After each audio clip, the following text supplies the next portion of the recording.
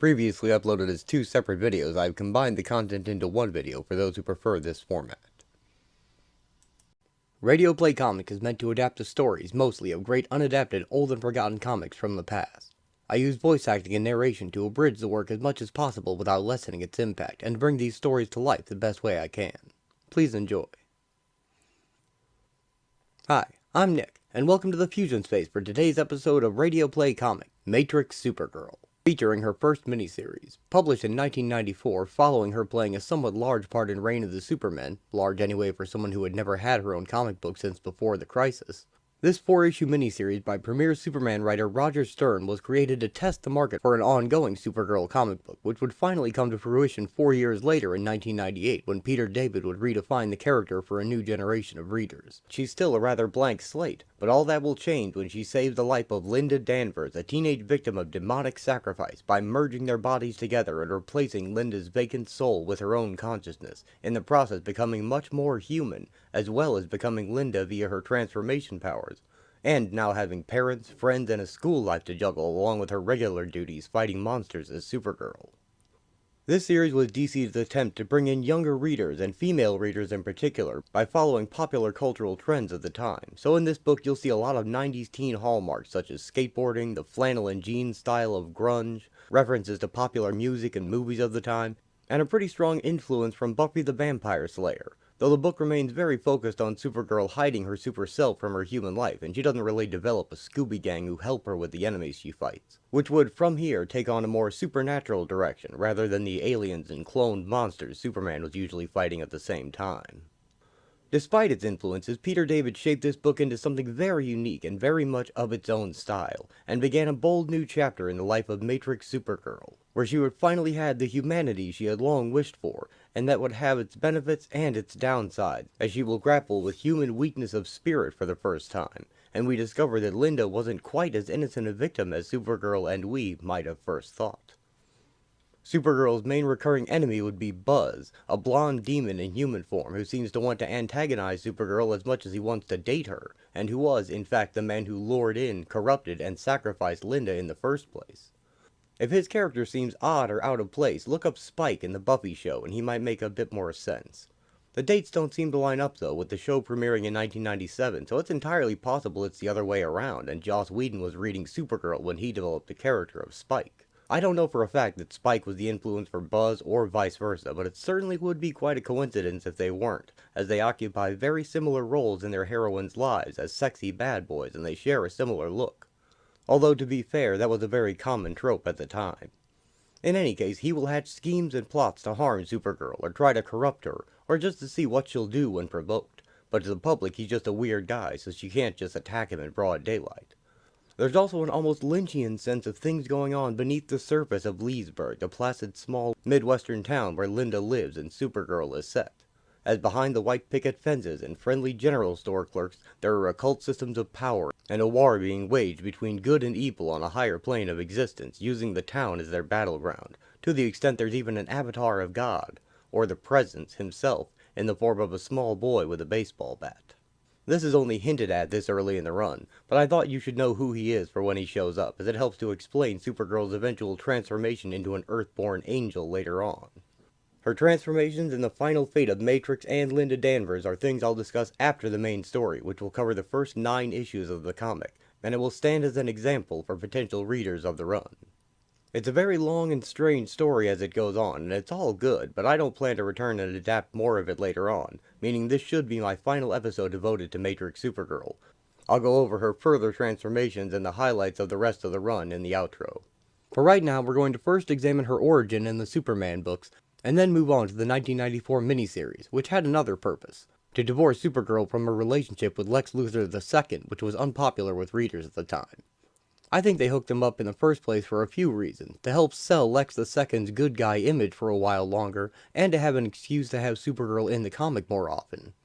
She would often be Lex's primary support character, and her naive acceptance did help sell that Clark and Lois were fooled as well, for a while.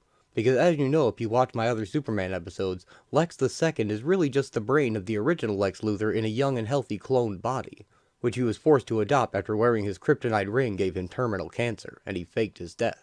But the world was convinced that Lex was Lex Luthor's long-lost Australian son, and that he was a businessman and philanthropist, altruistic in nature, and certainly nothing like his wicked father. So you have to forgive Supergirl for being fooled and falling in love, because Metropolis and most of the world was fooled as well. Add to that the fact that in her reality where she was created as an artificial life form, it was her world's Lex Luthor who birthed her and raised her, and he looked exactly like this red-haired version. That world's Lex Luthor created Supergirl to try and find Superman to fight the menace that would eventually go on to kill every living thing on that Earth. The three Kryptonian supercriminals, General Zod, Non, and Faora. Sent from Lex's reality in a pocket universe, she landed in the Antarctic with no memory, the journey having been hard on her. Luckily, the men in a research base helped Supergirl reacclimate to life among people, until she was well enough to leave on her own and try to find Superman and secure his aid. She found her way to Smallville and mimicked the form of Lana Lang, following the plan Lex imprinted on her. They figured it would be easier to gain his trust with this deception than to explain who Supergirl actually was. She found Superman, and he traveled with her to the pocket dimension to fight the Kryptonians. I'm sure you've seen General Zod, Non, and Faora in one form or another, and this version would become quite known as well, as it's the only time Superman ever broke his vow to never kill. He resolved that there was no other way to end their threat, as they vowed to do the same to his Earth, as they had done to this one, and though they only existed in this pocket dimension, Superman carried the guilt of killing them with their world's version of kryptonite for years to come. During the battle, in her guise as Lana Lang, Supergirl was gravely injured and reverted to her proto-matter form. Clark rescued her and took her to the Kent, having figured out her ruse, to be looked after by Jonathan and Martha while she healed. Matrix, as she would come to be called, did what she could to help out around the farm, and she slowly pieced herself back together. Jonathan and Martha were every bit the same loving parents to this adopted alien as they had been to Clark. Matrix, in trying to find her identity, or rather to create one from scratch, wondered what it would be like to be Clark Kent, to be Superman. She reformed herself into him, briefly, just as an experiment, and reverted back to her proto-matter self soon after. Meanwhile, Clark's guilt over killing Zod and his compatriots had driven him literally insane. He was going out at night dressed as the local street hero Gangbuster, and was completely unaware of his new double life, and started putting criminals in the hospital. Until Cadmus's guardian tracked down who he thought was Gangbuster, and revealed Superman underneath the costume. Realizing he couldn't trust himself around humans anymore, Clark exiled himself to space, beginning the Exile storyline, which would run for quite some time.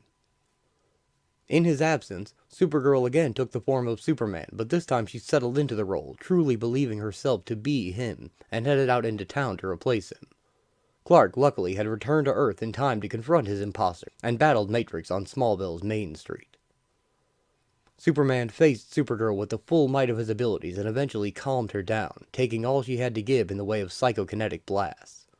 He told her of the lesson killing Zod had taught him, that it's never justified for a Superman to kill, and the personal price isn't worth it. Supergirl headed off into space to find herself, and would eventually be found by Brainiac and serve under his banner in the Panic in the Sky storyline, which I'll probably make into an episode someday, so we'll leave her there. The point is, she would be her old Supergirl self in that adventure, and ever since. And in this series, we'll get a full breakdown of her powers and her memory of her origin in Lex's lab, which is why I didn't cover those here. Following Panic in the Sky, Supergirl was found and revived by Lex Luthor II, and soon began a relationship with him, instantly assigning to him the love she felt for her idealistic creator. Not long after that, the Death of Superman storyline wasn't far off, and if you watched my Death of Superman series, you're all caught up to the moment this miniseries happens. If you missed those, just know that Supergirl left Clark and Lois with Clark alive and well, and safe in the public eye thanks to Supergirl's own transformation skills, and wishing them the same happiness she had found with Lex.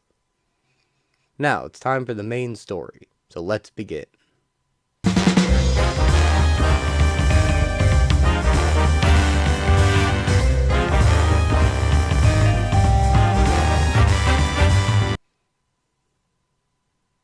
Large machines move about on cables in an underground facility, attended to by workmen in jumpsuits. Status report. All sectors secured. Auto welders are finishing the final connections. Estimated time to completion, 1 minute 5 seconds. I don't know. This whole operation bothers me. I wish we had more time. I hate rush jobs. will you relax? We're on schedule. Look, radar systems are fully functional and everything's in the green. We'd get a yellow alert before anything came within 100 miles. A wall panel suddenly glows red. Red alert. Repeat, red alert. Oh my God. Security has been breached. Look out. Run for your lives. It's... Supergirl bursts through the steel wall, easily bending it back with psychokinetic force. Trial run. Section 6 has been compromised. Sealing blast doors. Shake a leg. You don't want to be trapped in there when the big guns cut loose. Supergirl shrugs off laser blast with minimal effort and a smile on her face. Oh, come on. Is this the best you can do? How about giving me a real challenge? Remarkable.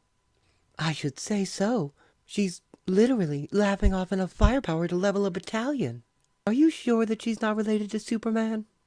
Quite sure. She is not Kryptonian. She is something quite different. But her powers... True, they mimic those of Superman, but they are not the same. Watch how she deals with the flamethrowers. What? The fire doesn't even seem to be reaching her. It's as if she's... Wait a minute. What's wrong with that monitor? She's fading out. She's not just fading out, Doctor. She's gone. There's no sign of her, not even on the infrared. She doesn't show on the motion detectors either. But how?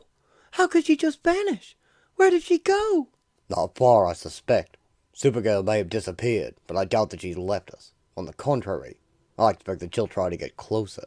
Fingerprints appear in a metal panel, and an invisible force tears it off the wall. Holy! That blast door was designed to resist small missile fire! How could she... Hey, there's nobody out there! That's right! I'm in here now! One side, boys! I have business with... She throws the workmen around like toys. The man inside! Warning. Master control security is threatened. Attack imminent! A large metal door bends inward, then falls over.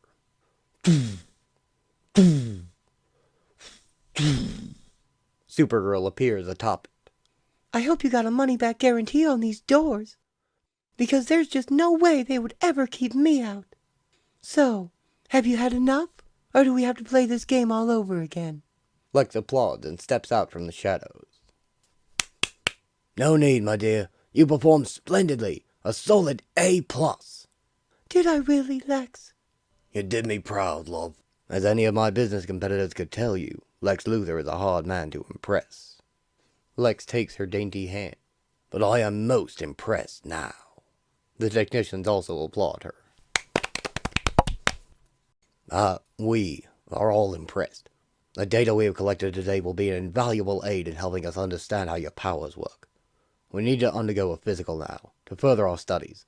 If you'll just go with Dr. Kelly. Of course, Lex. Anything for you. Right this way, dear. She's an amazing young woman, Happerson. Are the tapes ready? Yes, sir. Up and rolling. As you can better see from this angle, the jet of flame was indeed stopped several inches from Supergirl. Likewise, the bullets were deflected before they could ever touch her. Excellent. This confirmed what we suspected about her invulnerability. It is chiefly psychokinetic in nature. Yes, sir. But is it automatic, reflexive, or does it require a conscious act of will?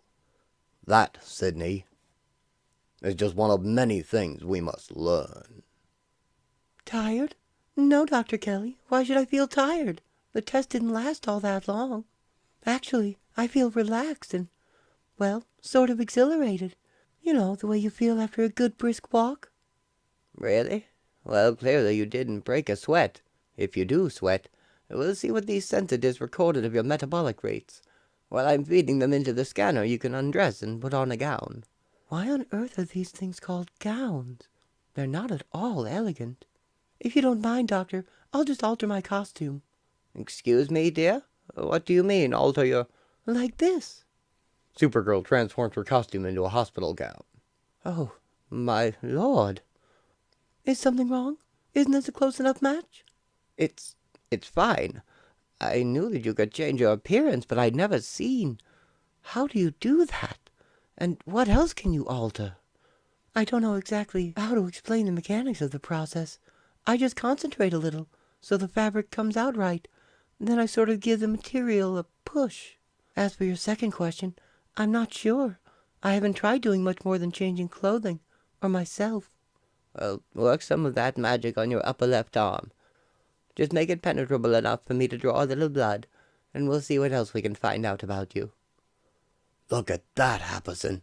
Not only the strength to bend steel, but total electromagnetic invisibility.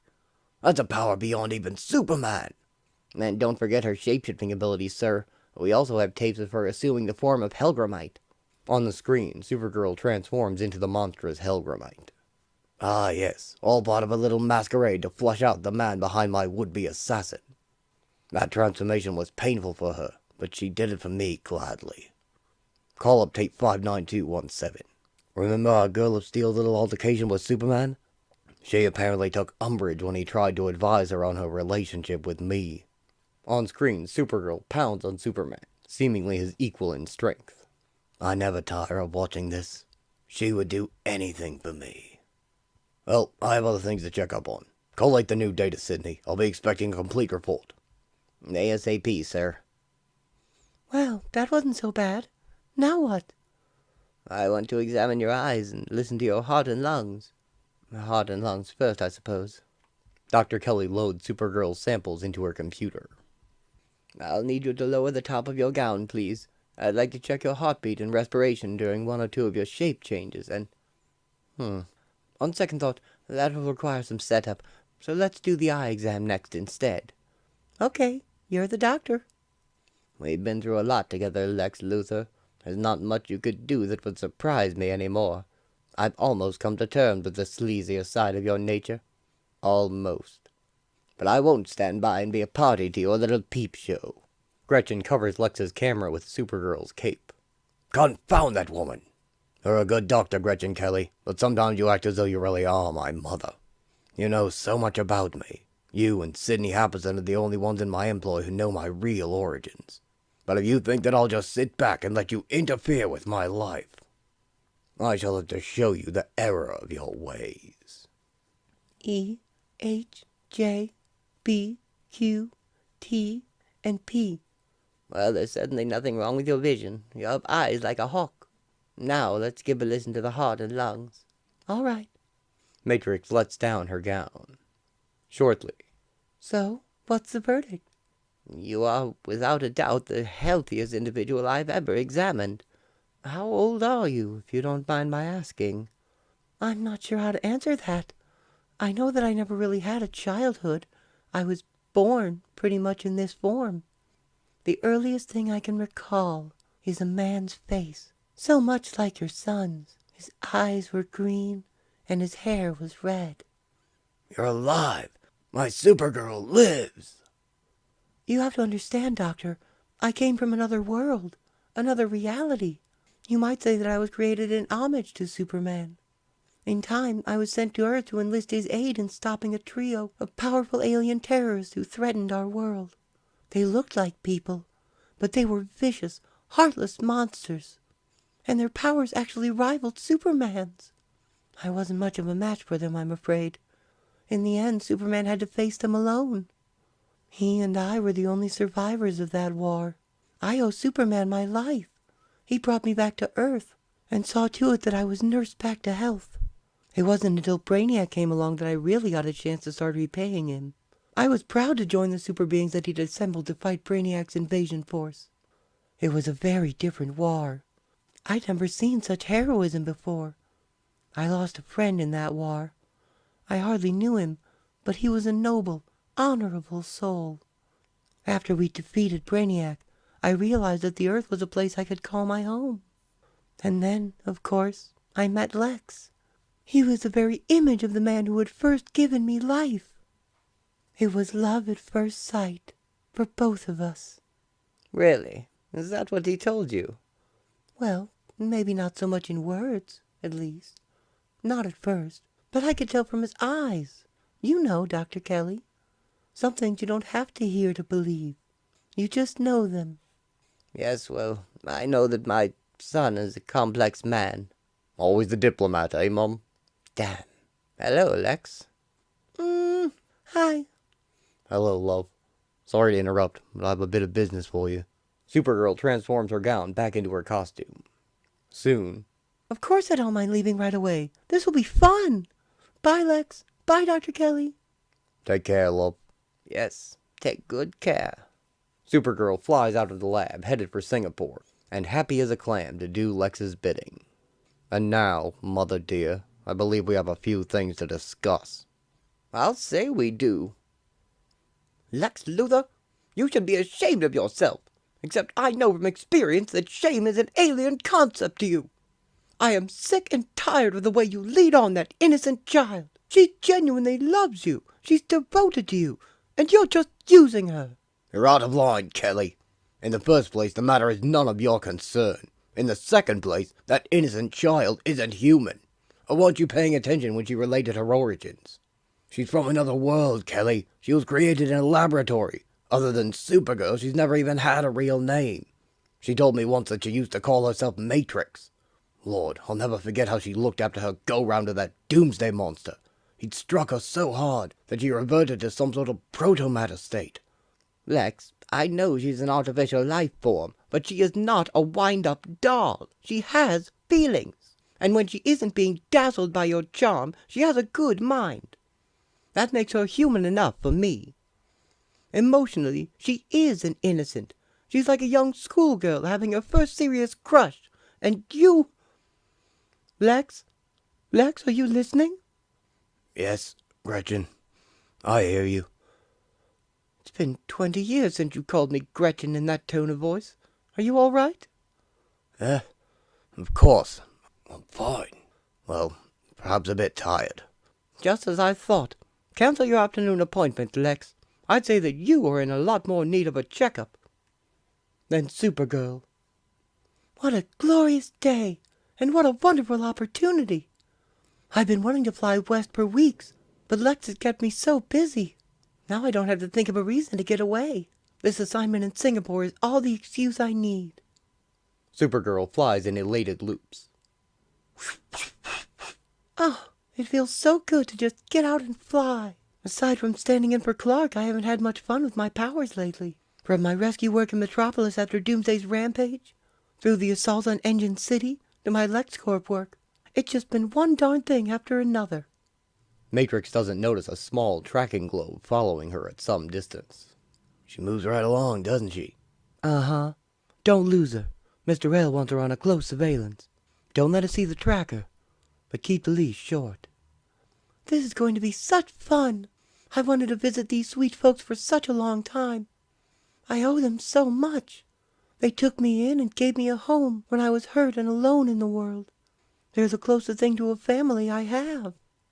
I wish I could tell Lex how much they mean to me, but there are some secrets I have to keep, even from him.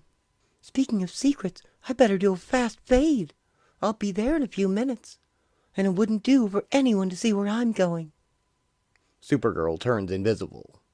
What the? She's vanished from the screen. No sign of her on radar either. Did she see the tracker? No, I was keeping a safe distance, I think. The boss is not gonna like this. Tell me about it. She could be anywhere. Come on, Jonathan. Don't quit on me now. But, Mother... Inside the Kent home, Jonathan pedals an exercise bike while Martha does sit-ups. If you weren't aware, there was a bit of a fitness craze in the 90s, but Jonathan's also still on the mend from his heart attack during funeral for a friend. I think I pedaled halfway to China on this dang contraption. Don't know how I got the strength to do it. Seeing as how all I get fed these days are raw carrots and oat bran. You just quit your belly aching, Johnny Kent. Eating a little less red meat and a few more vegetables never killed anyone. You and I can have decades of good health ahead of us, long as we take care of ourselves now. Yeah, well... Mercy, what a wind! I've had to close that window. Supergirl enters through the window and becomes visible. No need, Ma. It's only me, your prodigal daughter. Mother, it's May. Honey, hello. We've missed you. That goes double for me, Ma. I've missed you both so much. I'm so sorry I couldn't get away to see you before now. I can't tell you how sorry. The Kents hug her. And don't you even try, hon. You're here now, and that's what counts. Lordy, yes. Don't you waste one more second apologizing. We have a lot of catching up to do. They all sit at the kitchen table and have ice cream. Sorry there's no pie. Martha has us on a no-fun diet. Jonathan, please. Clark told us all about how you filled in for him, May, and I know you'd made yourself look like him before. But isn't that, well, difficult? A little, Ma, but I was glad to do it. And if I say so myself, I was great. Not a wrong word, not a false move. No one suspected that I wasn't really Clark Kent. Imagine that. Well, how long can you stay, dear? I could have your old room made up in a jiffy. Oh, there's nothing I'd like more, Ma, but I'm afraid that I'm going to have to fly. Didn't I tell you? I'm on my way overseas. Lex has scheduled some physical stress tests for me at the LexCorp complex in Singapore. I'm so excited. I've never been to Asia before. The tests don't start until tomorrow, but I don't want to arrive at the last minute.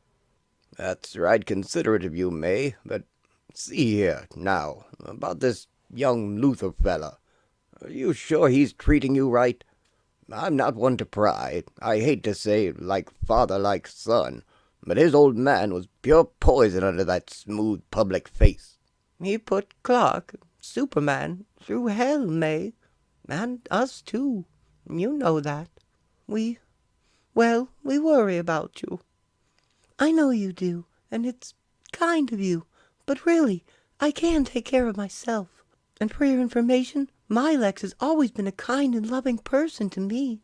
And now, please excuse me, but I really do have to run. My Lex. Oh, dear. Keep calm. Don't snap at them. They're just doing what they think is right. Bye-bye. I'll try to drop you a line from Singapore. Please don't worry so much about me. I'm a big girl now. And Pa, don't complain so much about your new diet. You folks both look great. Supergirl blows them a kiss and takes off through the window. Well, I guess I blew that all to blazes. I should have kept my big mouth shut. But damn it, I just don't trust that Luthor pup any more than I trusted his old man. Neither do I. Poor May. She was all grown up from day one. No wonder she feels like a big girl. But she isn't a wise girl. Not yet. She's still so very young. Uh-huh. And so trusting. Too trusting. Yes, and that can be just as dangerous as being too cynical. Jonathan and Martha hold hands as they fret over their adoptive daughter, while Supergirl flies away from the Kent farm in tears. Well, that started out as a nice visit. I think I handled things well enough. But why do they have to harp on poor Lex? I know his father was no good. Even if Superman never could get hard evidence against Lex Sr. But that doesn't mean that my Lex is that way. Sometimes I almost wish that Lex weren't running LexCorp. If he were in a different line of work from his father, maybe the Kents wouldn't be so suspicious of him. Just because he's such a shrewd businessman, they assume he's exactly like Lex the First. It isn't fair. I wish that just once they could see Lex the way I do. Lex Luthor II descends into a secret research facility hidden deep underground. Nothing here even bears the LexCorp logo, and security is top-notch. His assistant, Sidney Happerson, leads Lex down into the central chamber to see the progress of his scientific endeavor. Lord, Sidney, it's magnificent!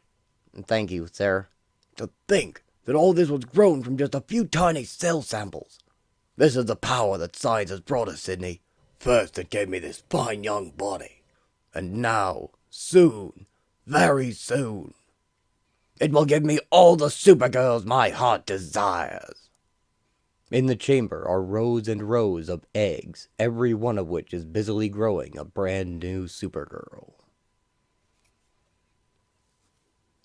Singapore. Roughly the size of Chicago, this island nation has become the major financial and trade center of Southeast Asia, its modern office towers coexisting with the traditional markets of its older city streets. Supergirl here. Beautiful Supergirl dolls at popular prices. How can you resist such bargains? Supergirl flies down to the street vendors selling her dolls. The sign reads, "A hero for every little girl." How indeed? Supergirl? Here? May I see? She picks up a doll. Not bad. It's a very good likeness. Take one, please. No charge. I insist. Look, it's really her. She is soon mobbed with people asking for autographs and pictures, and offering her flowers. Supergirl! Supergirl, Wait, where's my camera? let me touch you. Supergirl, please accept. Supergirl, is it Supergirl, true about Mr. Luthor? sign my hat. Supergirl. Your picture with my baby. Oh, my. One of the people in the crowd holds the Singapore Times, which proclaims that Lex Luthor II is rumored to be in ill health. Demands. Minutes later, after indulging them for a while, she takes off again. Okay, that'll have to be enough for now. Goodbye. Thank you, Supergirl. Come back soon. Please stay for tea. Supergirl. It's a good thing I don't get writer's cramp. I must have signed close to 1,000 autographs. Such nice people. I hated to leave them, but the story about Lex in that man's newspaper was so frightful. It made him sound as if he were at death's door. If anything's happened... She lands again at the LexCorp lab in Singapore. Oh, I'm probably worrying about nothing. When I left Metropolis the other day, Lex seemed fine. A little tired, maybe. Supergirl, where have you been? Just taking a break, Dr. Cunningham. Well, let us know next time. You were gone quite a while. I'm sorry. I just wanted to get out and see the sights. I didn't disrupt your testing schedule, did I? No, nothing like that. We were simply concerned over your unexplained absence. I take it that you did a bit of shopping? Not exactly. This doll was a gift from a street vendor. He seemed like a very nice man, and I'd hate to get him in trouble. But we really should have the legal staff look into these dolls. Well, it's very flattering, but this is my likeness, and I'd like some say in how it's used. I know that Superman allows his image to be used as long as his share of the royalties is given to charity. I guess I'll have to do the same to prevent these knockoffs. Knockoffs? Isn't there a licensing tag under the cape? Tag? Why, there is. Distinctive likeness, trademark of LexCorp. All rights reserved? Supergirl enters a LexCorp meeting. It's imperative that we find out more about... Eh? Supergirl? Lex, you're all right? Of course I am, love. Something amiss? I found this doll in a Singapore market. Lex, why didn't you tell me that I was being, well, exploited? Ah, the dolls. They were meant to be a surprise, love. I'd planned their debut in the Asian market to coincide with your trip, but I see you've already found them. How enterprising. You see, love, I felt it necessary to protect your image this way. Licensing fees will, of course, go to charities of your choosing, and you'll have approval of any future merchandising. I'm sure that our marketing people would love to get your input. I trust that meets with your approval? That sounds fine, Lex. I knew there had to be a good explanation. It's so reassuring to hear your voice, and to see you looking so robust. I'd heard that you were ill, and a local newspaper carried a picture of you that looked just awful. Yes, I know all about that photo. Some bloody paparazzo caught me after I'd been up working all night. I was hardly at my best, and it didn't help any that the sneaking drongos snapped me from my worst side. The perils of celebrity. But really, love, I'm in the pink. Thank heavens. I'd come right home if you were sick. I don't doubt that a moment, but as you can see, there's no need. I'll miss you, of course, but I'm managing. I'm glad to hear that, Lex. Singapore is so fascinating. I thought that once I was finished with the stress tests, I might stay a little longer. Excellent idea. You ought to get out and see a little more of the world. I'll even arrange for the next set of biotests to be run right there, and you can have yourself a little holiday. Why, thank you, Lex. You deserve it, love. Run along now. I have some technical matters to discuss with these fine folk. I'll speak with you later. All right. Later. Matrix leaves the boardroom. Well, that was easier than I thought it would be. Lex can be so possessive. I was prepared for an argument about my staying over. He must be starting to mellow out. Behind the scenes, Lex Luthor II's clone body is failing fast. Only his computerized image has hidden the fact that his hair is losing color and falling out as his skin wrinkles and his tissues weaken. There is a clone plague sweeping Metropolis, and it will claim many lives before it is cured, also affecting the young clone Superboy. Lex orders Supergirl followed in Singapore, and Dr. Kelly asks what about his personal appearances. This may be the electronic age, Lex, but just how long do you plan to hide behind a computer-enhanced video image? As long as I must, Kelly. I can't let my Supergirl see me like this. No one must learn the truth about my condition. No one. Matrix relaxes in her suite in the lab facility, off the clock. Tests, tests, tests. Sometimes I wonder if they'll ever end. At least the staff's allowing me more breaks, and I intend to hold them to Lex's promise of giving me some real time off. I wish Superman could have heard that promise. I know he's been concerned about my relationship with Lex. The last time I was with him and Lois, I could tell that he wanted to give me advice, as if he were my older brother or something. Poor Clark. I wish he wouldn't worry so. I know he has my best interest at heart, but so does Lex. They're both such kind and caring men. I'm so lucky to know them both. Suddenly, gas fills her room and she falls asleep. A henchman enters in a gas mask with a gun. Ha! The gas worked like a charm. She's out like a light. Now for step 2. He shoots her with a silenced pistol. Huh? I don't believe it. That was a 9mm slug, and it didn't do a thing to her. Correction, it almost woke her up. Don't want that to happen. I'd better use the heavy firepower. He pulls out a bigger gun from his backpack and shoots her again with an energy blast. Choo! Oh! Hey! Supergirl wakes up and lifts the man off the ground with one hand to question him. That hurt! Who are you, and how did you get in here? Talk. The door opens and a team of scientists rush in.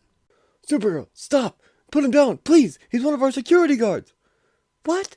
You mean this was part of another test? Yes, it's true. I didn't think I'd hurt. I mean, I didn't aim for anything vital. I swear.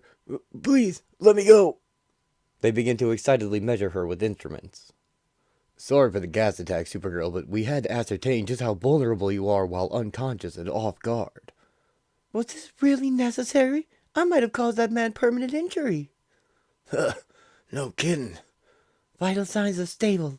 Supergirl, you took a high-intensity laser blast at close range, but the burns you've sustained appear to be only superficial. How does your arm feel? Oh, it feels fine, now that I've put my mind to it. As she concentrates, the wound disappears. The burn, it's shrinking. It's healing right before my eyes. Even the rent in your sleeve is closing. There's not a trace. How on earth did you do that? Call it the power of positive thinking. Astounding. Never seen anything like it. Most certainly a PK talent. The gunman leaves. She shook off the gas when it was on me in an instant. I didn't think anyone outside of the Flash could move that fast. Some break. I should have suspected something when you told me not to remove the sensor disc until after the next test.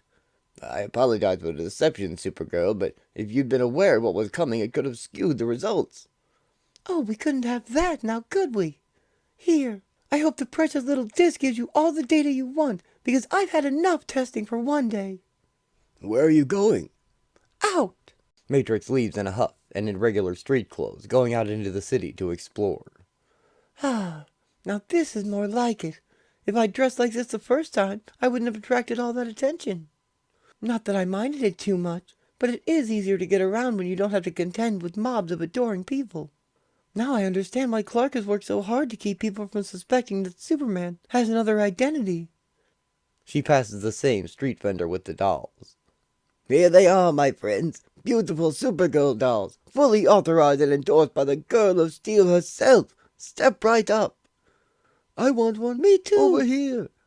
Well, I guess my 15 minutes of fame aren't up yet. I'd better move on before someone recognizes me. A woman in a blue sedan hails Supergirl. Hello, Supergirl. Excuse me? You must have mistaken me for someone else. Don't be coy, dear. I know who you are. Oh, and who might you be? I'm Elizabeth Persky. Once upon a time I was the third wife of Lex Luthor I. I think we have a lot to talk about. Won't you join me? Oh, all right.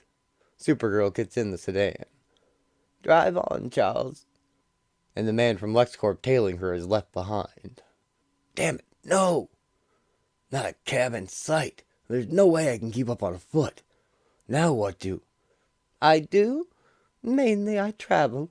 Oh, I write an occasional article for the financial journals, and I have a knack for investing. Fortunate, really. My alimony ceased with the death of my ex-husband, and needless to say, I wasn't mentioned in his will. You see, he was not always the most charitable man. In fact, he could be quite vindictive, and terribly secretive. I've wondered how much his heir takes after him. My Lex is nothing like his father. Really? Not at all? Then why was he having you followed? Followed? Yes, followed. It was one of his father's more common tactics. Lex the First could be very possessive. He liked to know where his women were at all times. Here, see for yourself. My chauffeur took these pictures just minutes ago. The white-haired woman shows Matrix pictures of the man following her. I'd say that man with the glasses was definitely tailing you. I don't believe it. Like father, like son? What other secrets does your Lex keep from you? No, I don't believe it. Maybe I was being followed, but that doesn't mean Lex was responsible. That man could have been sent by one of Lex's enemies. Maybe even by you. What are you doing in Singapore, anyway? She tosses the pictures back. As I said, dear, travel. It was simply chance that we were both in this city at the same time. Believe me, I'm not an enemy. Not of you. We all do foolish things for love. I survived being Mrs. Lex Luthor. Hopefully I'm the wiser for it. I thought I'd pass on some of that wisdom. Is that so? Well, if you're really wise, you'll have your driver stop this car before I stop it for him. Matrix storms off away from the car. Was I ever that sure of myself and my place in the world? Ma'am? Nothing, Charles. Take us to the airport. I hope that she's right. Perhaps the rumors I've heard were groundless. Perhaps the second Lex Luthor is different from the first. Perhaps Supergirl will be luckier at love than I was. Back in the lab, Supergirl thinks over what she's learned. So Lex is a little possessive. So what? That doesn't mean that he'd have me followed. Sure, I've seen him get a little spiteful in his business dealings, but that doesn't mean he's as bad as his father. Okay, maybe Lex has even kept some secrets from me. That doesn't make him dishonest. I've kept secrets from him, too. After all, I know that Clark Kent is Superman. I've never breathed a word about that to anyone, not even Lex. Does that make me dishonest? Course not. It would disrupt Clark's life and really wreck things for his parents. Maybe even put their lives in danger if I let his secret out. And I owe the Kents so much. They nursed me back to health, gave me the only family life I'd ever known. I'd never do anything to hurt them, even though they're as down on Lex as that darn Persky woman. Good Lord! All the while, effortlessly lifting a massive and heavy machine over her head. And that's 30 minutes. Very good, Supergirl. You can rack the gamma unit now. Oh, sure. That thing must weigh tons, but she's handling it so casually, almost absent-mindedly. She sets down the machine. I don't even know if I should believe that Elizabeth had been married to Lex's father. Maybe that was a lie, too. Though I suppose I could check. Well, that completes the physical test, Supergirl. We'll turn you over now to Dr. Raymond Eller. He's one of our top biophysicists. Hello, Dr. Eller. I suppose that you'll want to start your testing right away. Well, yes, as soon as we can get you set up in Lab 12, if that's all right with you. Sure, why not? Supergirl exits the lab, headed for another. Amazing. Simply amazing. Anything to take my mind off things. Now that the stress tests are finished, we'll be examining the mechanism behind your shapeshifting powers. This armband has been designed to record any biochemical changes, galvanic skin responses, endocrine reactions, and so forth, which occur during your, transformations. Uh-huh. You shouldn't feel anything more than a mild discomfort at first, and that should fade. The armband has expanding links, so it will conform to whatever shape you assume. Now then, I suggest that we start with a few simple changes. Supergirl turns her skin brown and her hair black. Simple enough, Doctor. Skin color and hair texture are pretty easy. But I can change into something more comfortable without much additional effort. She transforms to a white woman with brown hair and everyday clothes. This is astounding. Simply astounding. I don't believe how swiftly you can metamorphose. Well, I'm not exactly normal, you know. My whole body's composed of proto-matter, which can be as malleable as clay if I want it to be. She assumes her proto-matter shape. Remarkable. I was told you could assume inhuman forms as well as a female, but... Matrix changes her body to appear male just as easily. Oh, gender is hardly a restriction, Doctor. All things considered, the biological differences between men and women aren't that extreme. Quite right.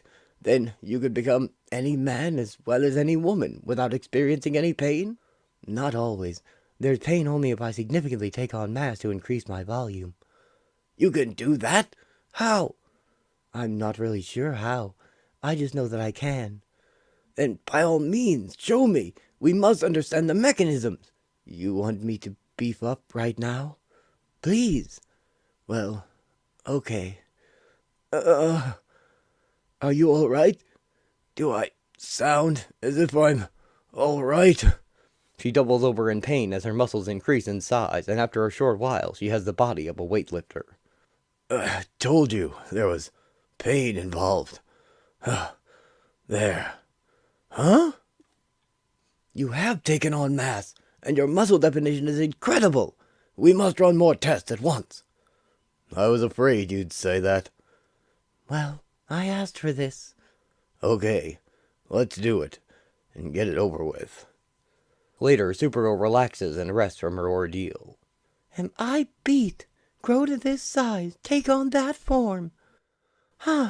2 days of Eller's exams were more wearying than the whole past week of stress tests. All I want to do now is... Out of her window, she happens to spot the man who is following her. Hey, that looks like... It is! It's the man from Persky's pictures! My stalker! And I could have sworn that... Following him in her invisible form, she finds him entering another lab, and she assumes the shape of a local woman to infiltrate it. Matrix overhears the employees' opinions of her in disguise. The men are outright sexist, while the women merely find her overly naive, saying they wouldn't put up with what she has in the way of tests. Becoming invisible to investigate further, she learns that the man who lost her as a tail is being shipped to Alaska, but more importantly, she hears that the flurry of tests happened after an accident involving Sydney Happerson. The Supergirl testing has been given major priority. You didn't hear that from me. No one's supposed to know. No one is supposed to know what? Oh, ever since my run-in with Persky, everything is sounding so suspicious. I hate acting like such a snoop, but I must get to the bottom of this. And in Dr. Eller's office.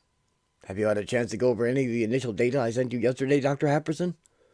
Yes, as a matter of fact, we put some of it to use already. But really? To use? How? You'll find out eventually, Ray, on a need-to-know basis. Sir, are you all right? You don't sound well. I heard that you had an accident. Accident?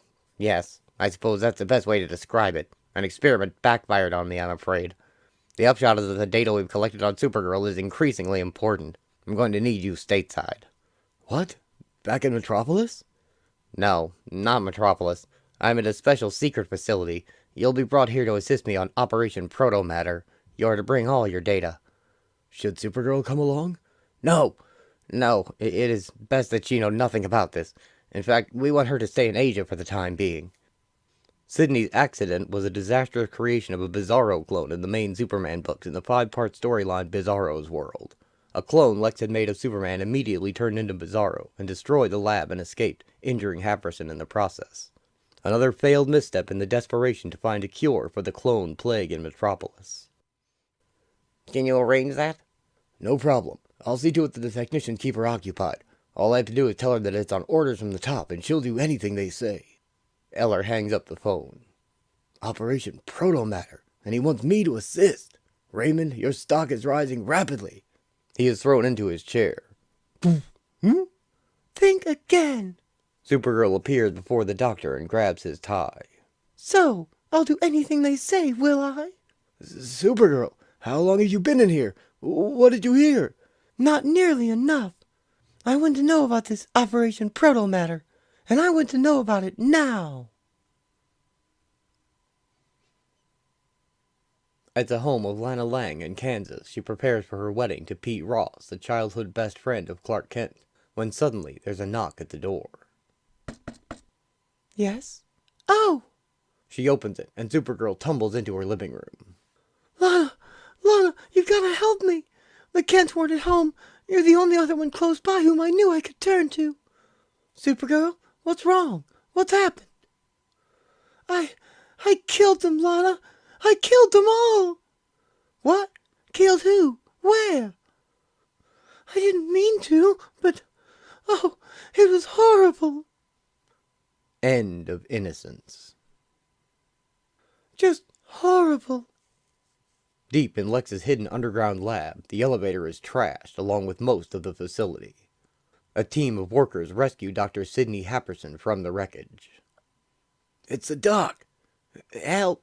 Gotta get... Try not to move, Dr. Happerson. We'll have you out of here in no time. Radio. Are communications working? Yes, sir. Battery power's all we have left, but... Then you must warn the Home Office. They must know. No one's safe. With Supergirl on the loose. Lana pours tea for Supergirl. They were using me. Just using me. Who was using you? Dr. Happerson? Dr. Eller? Maybe the whole LexCorp staff for all I know. How could I have been so stupid? I never suspected a thing until Singapore. It was at the LexCorp compound there that I first became suspicious. I started checking things out, in disguise at first, and then invisibly.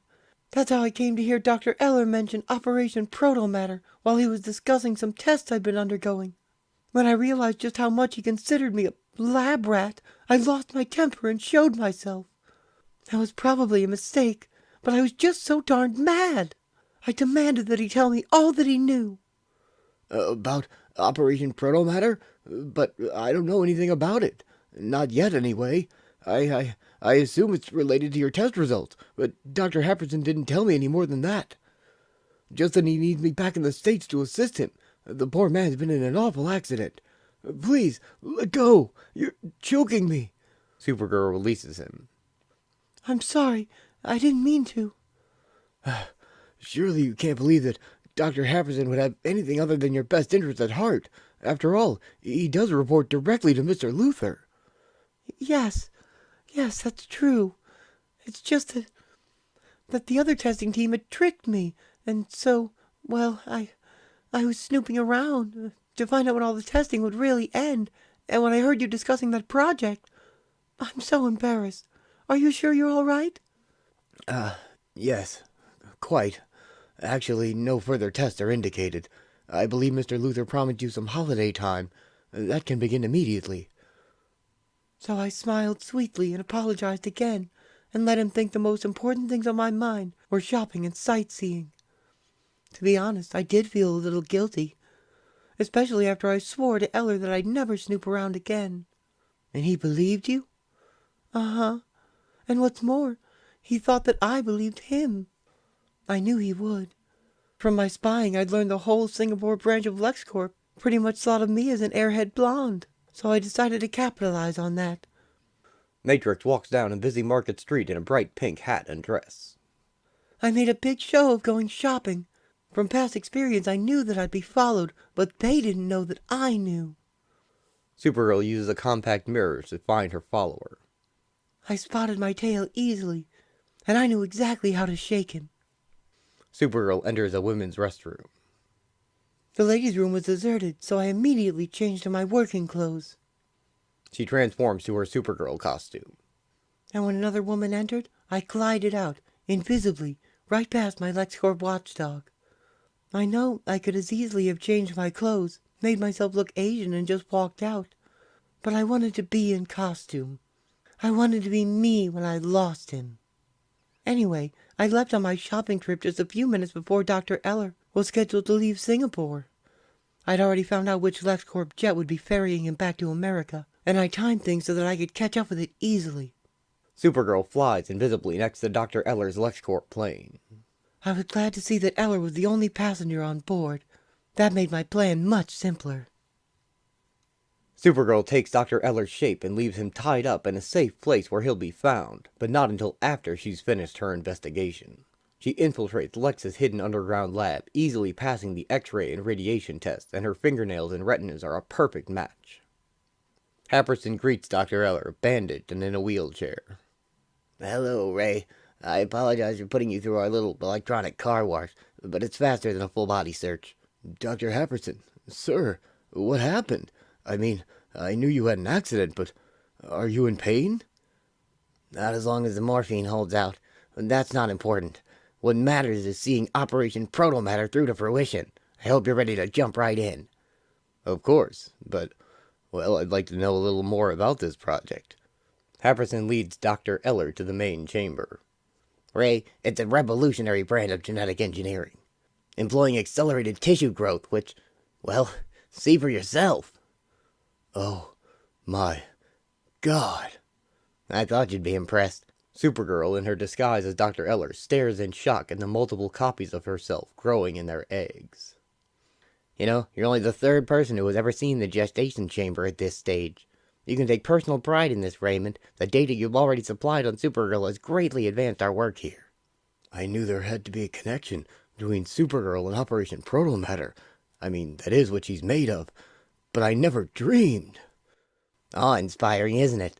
If you look closely, you'll see that these aren't merely identical clones. Oh no, far from it. Your initial data vis-a-vis Supergirl's morphing abilities have been incorporated in developing several different variants. I don't believe it. They were growing Supergirls? But how?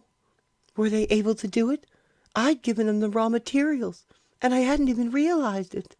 Operation Protomatter really started after my battle with Doomsday. That monster hurt me. So much so that in my trauma, I reverted to a just barely humanoid mass of protomatter. Lex found me and took care of me, and helped me to find the wherewithal to pull myself together. What I didn't know was I'd left behind some traces of protomatter on Lex's jacket. Happerson found the residue. In the gestation chamber, he bragged about his find. He claimed that he'd seen big possibilities right then. Lana pours Matrix more tea as the Girl of Steel pours her heart out to her. I still don't know how I kept my cool through Happerson's gloating. It was sickening. I tried so hard to help Superman fight Doomsday, but all Happerson could see of my efforts was the germ of a new science project. Of course, they're virtually mindless in this state, just waiting to be fully programmed. So, you've been growing an army of Supergirls? That was our original intent, yes. Before what? Well, you may have heard rumors about Mr. Luthor's health. Look, I can level with you, Ray. They're not just rumors. The boss is in bad shape, and we've accelerated work on Operation Protomatter in hopes of remedying his condition. That's why I needed your help. Liar! I spoke with Lex over a video feed just last week, and he was fine. You spoke? Ray, what are you... I am not Raymond Eller, Doctor. Dr. Eller is found by the staff. What in the... I left your esteemed colleague in the lavatory of his plane. Supergirl transforms into herself before Happerson. Just before I took his place. Dear Lord in heaven. Supergirl, this isn't what you must think. Let me explain. Explain? Oh, I'll just bet you can make up a great explanation. But I want the truth. Now. Of course. Just, please, calm down. Remember when Superman was thought dead? And Mr. L was trying to convince the city council to grant Team Luthor special police powers? Well, the council was impressed by you, and we thought perhaps a division of Supergirls. Is that so? I don't buy it, Doctor. By that time, you must have already started experimenting with the protomatter you found on Lex's jacket. Well, yes, but... I think you were interested in growing replacements for me. Replacements? Replacements?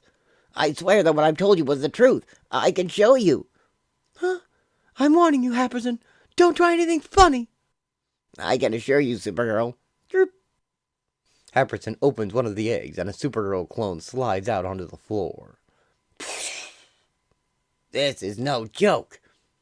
Our studies of protomatter have yielded remarkable results. What we've learned about tissue manipulation alone, well, see for yourself. Alpha, dear, step forward. Our visitor wants a good look at you. Look. It slowly rises to its feet, a huge, muscular version of Supergirl with a mohawk. She's grotesque.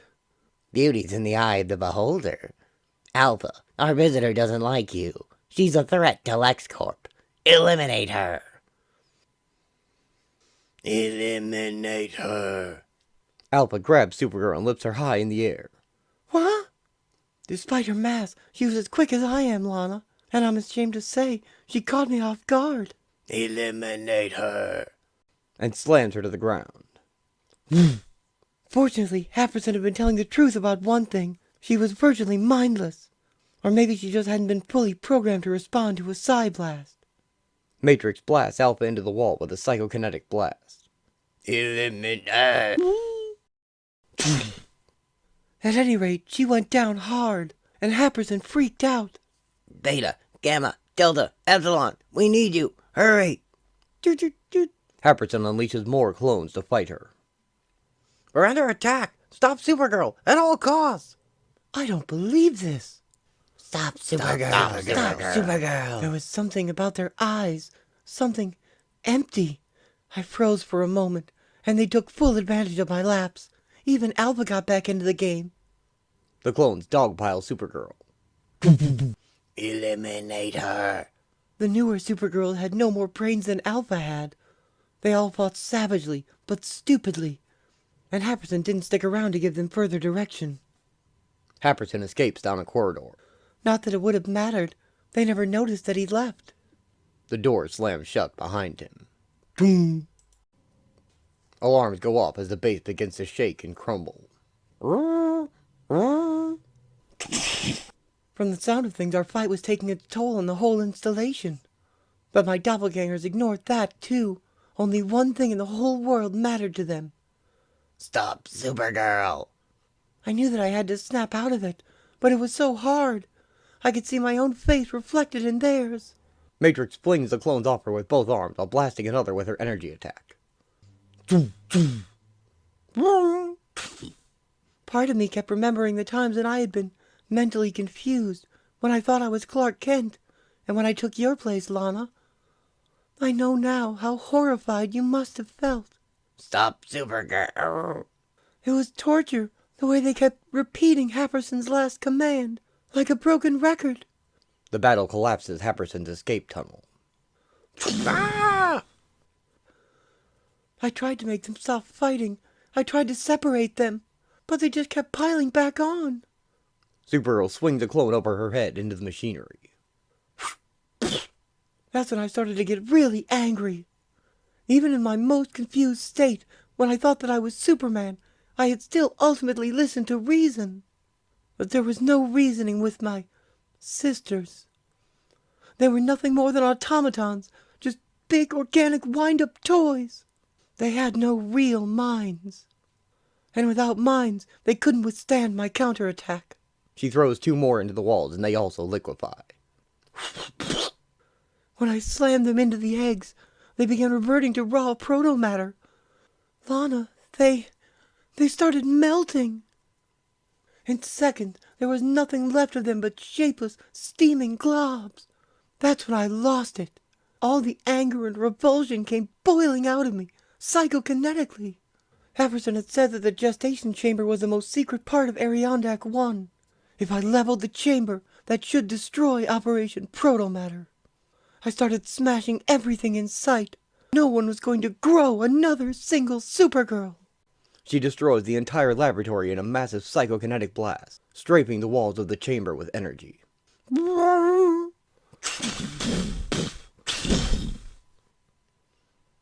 Supergirl stands amidst the devastation. I blasted things until I was numb. I just stood there, covered in ooze, shaking. All I wanted to do was get out of that place and throw up. Then I heard something. It was one lone remaining egg. I saw at once that this wasn't another Supergirl. A Lex Luthor clone falls into her arms. Lex? For a split second, I was afraid that Happerson hadn't lied about Lex's health. That Lex was ill. That he was here, undergoing some strange treatment. Lex! Oh my God! No! But then it reverted to raw proto-matter as well. Huh? That's when I left. I got out of there as fast as I could. I flew 500 miles before I stopped to throw up. And then I flew on to Smallville.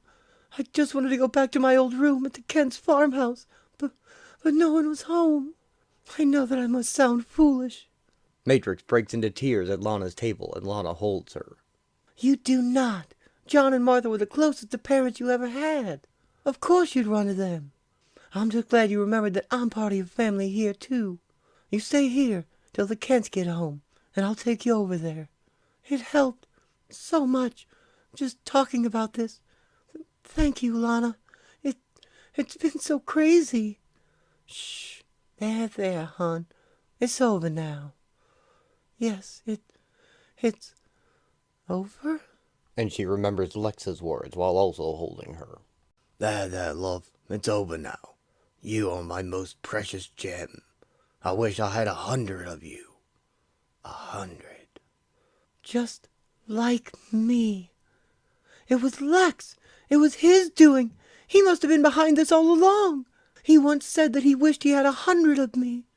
What? He actually said that? Oh, yes. At the time, I thought he was just being sweet. I just helped Lex with a sting operation. It involved some terribly painful morphing.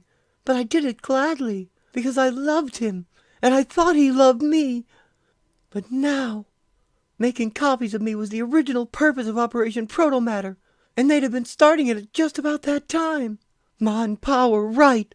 Clark and Lois were right. Everyone who warned me about Lex was right. He's just been using me. How can you be sure? It's been staring me in the face all the time. Happerson could never have set up his experiments without Lex's knowledge and approval. Never. And when I was masquerading as Dr. Eller, Happerson told me that I was only the third person to see that damn gestation chamber. Lex was obviously the other one. Supergirl? Well, what are you going to do?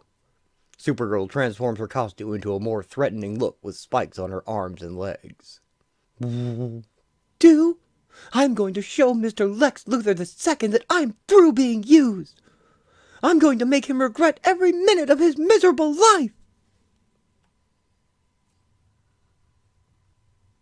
Kauai in the Hawaiian Islands. Home to a private, secluded retreat owned by billionaire industrialist Lex Luthor. Yeah, another gorgeous evening in paradise. This has got to be the sweetest security job in the world. Sunny days, warm ocean breezes, no heavy lifting. If it wasn't so beautiful, it would almost be boring. At his post, a security guard's microphone lifts into the air. Attention, all personnel! Evacuate the compound immediately! Repeat, evacuate immediately! Hey, what in the... Huh? Soon he is yanked out of his chair by an invisible force. Who? Didn't you hear me? Supergirl appears before him. I said, get out! The guard described it as the face of a ghost. He couldn't otherwise identify her. I'm afraid there's only one person it could be. Supergirl! At any rate, the face disappeared and the guard was, well, tossed out of the room. He didn't waste any time in carrying out her orders, nor did anyone else. Once the last of the staff had cleared the compound, the main building simply blew apart. Supergirl flies away from the facility as it explodes behind her. Walls are shattered, wiring shredded. That in turn sparked the electrical fire which touched off the ammunition in our weapons cache and destroyed the rest of the compound. Frankly, I'm a bit surprised. The Big Hurt. After Supergirl trashed our facilities at Arenac 1, I would have thought she'd return to Singapore and destroy the research labs there. That she didn't is inexplicable. Now withered and frail, Lex Luthor watches the destruction on a screen from a floating chair. Inexplicable, Happerson? Only if you assume that she still believes you were the prime mover behind Operation Protomatter.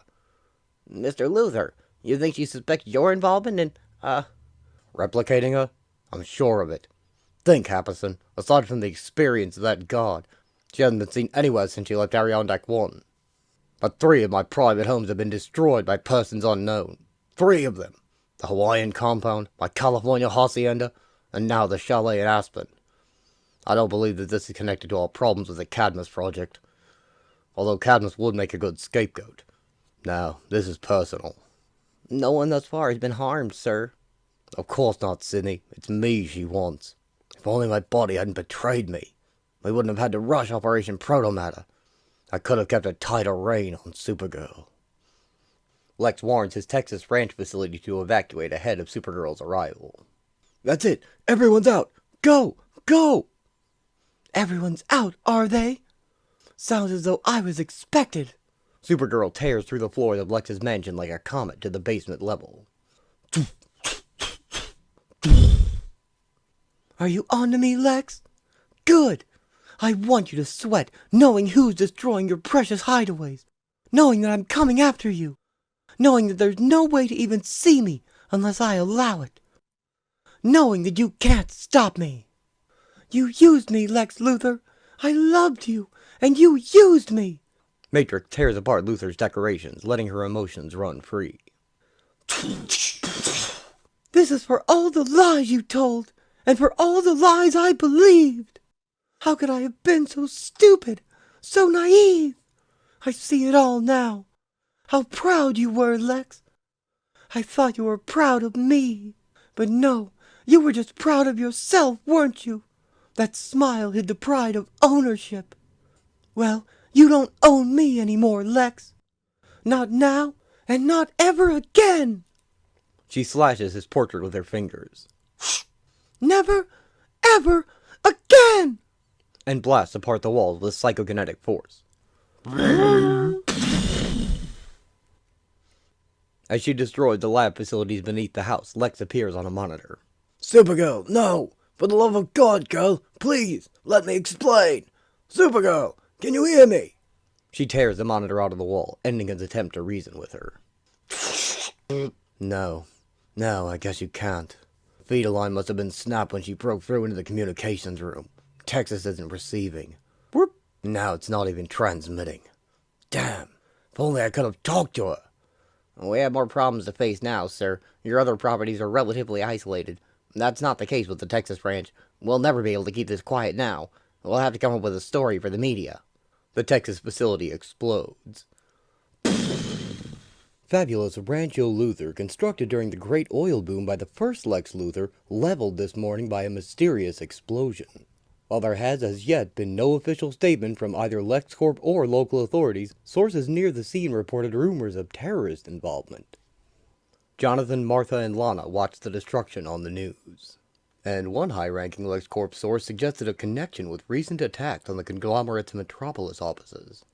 Terrorists, my eye. I'd bet anything that Luthor planted those rumors himself. Oh, Clark, please be there. More and more, this looks like a job for Superman.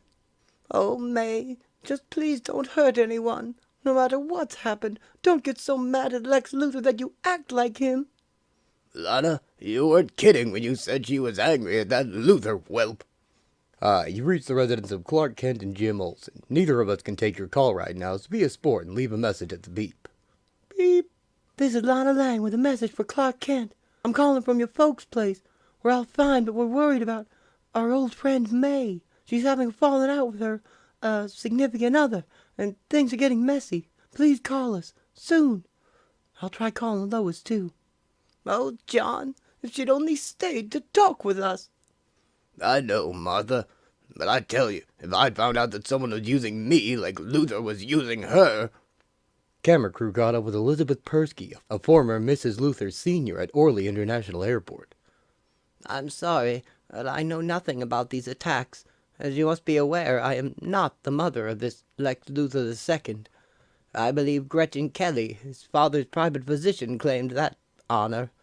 I myself have had no contact with my late husband's heir, though I did recently have the pleasure of meeting his charming young lady, Supergirl, in Singapore. I just hope Junior is more faithful in his relationships than his father was. that's all I care to say. Bruno? You heard Miss Persky. No more questions. Liz met Supergirl? Bloody hell. My third wife is the very sort of person I most wanted to shield Supergirl from. Lord knows what Liz told her.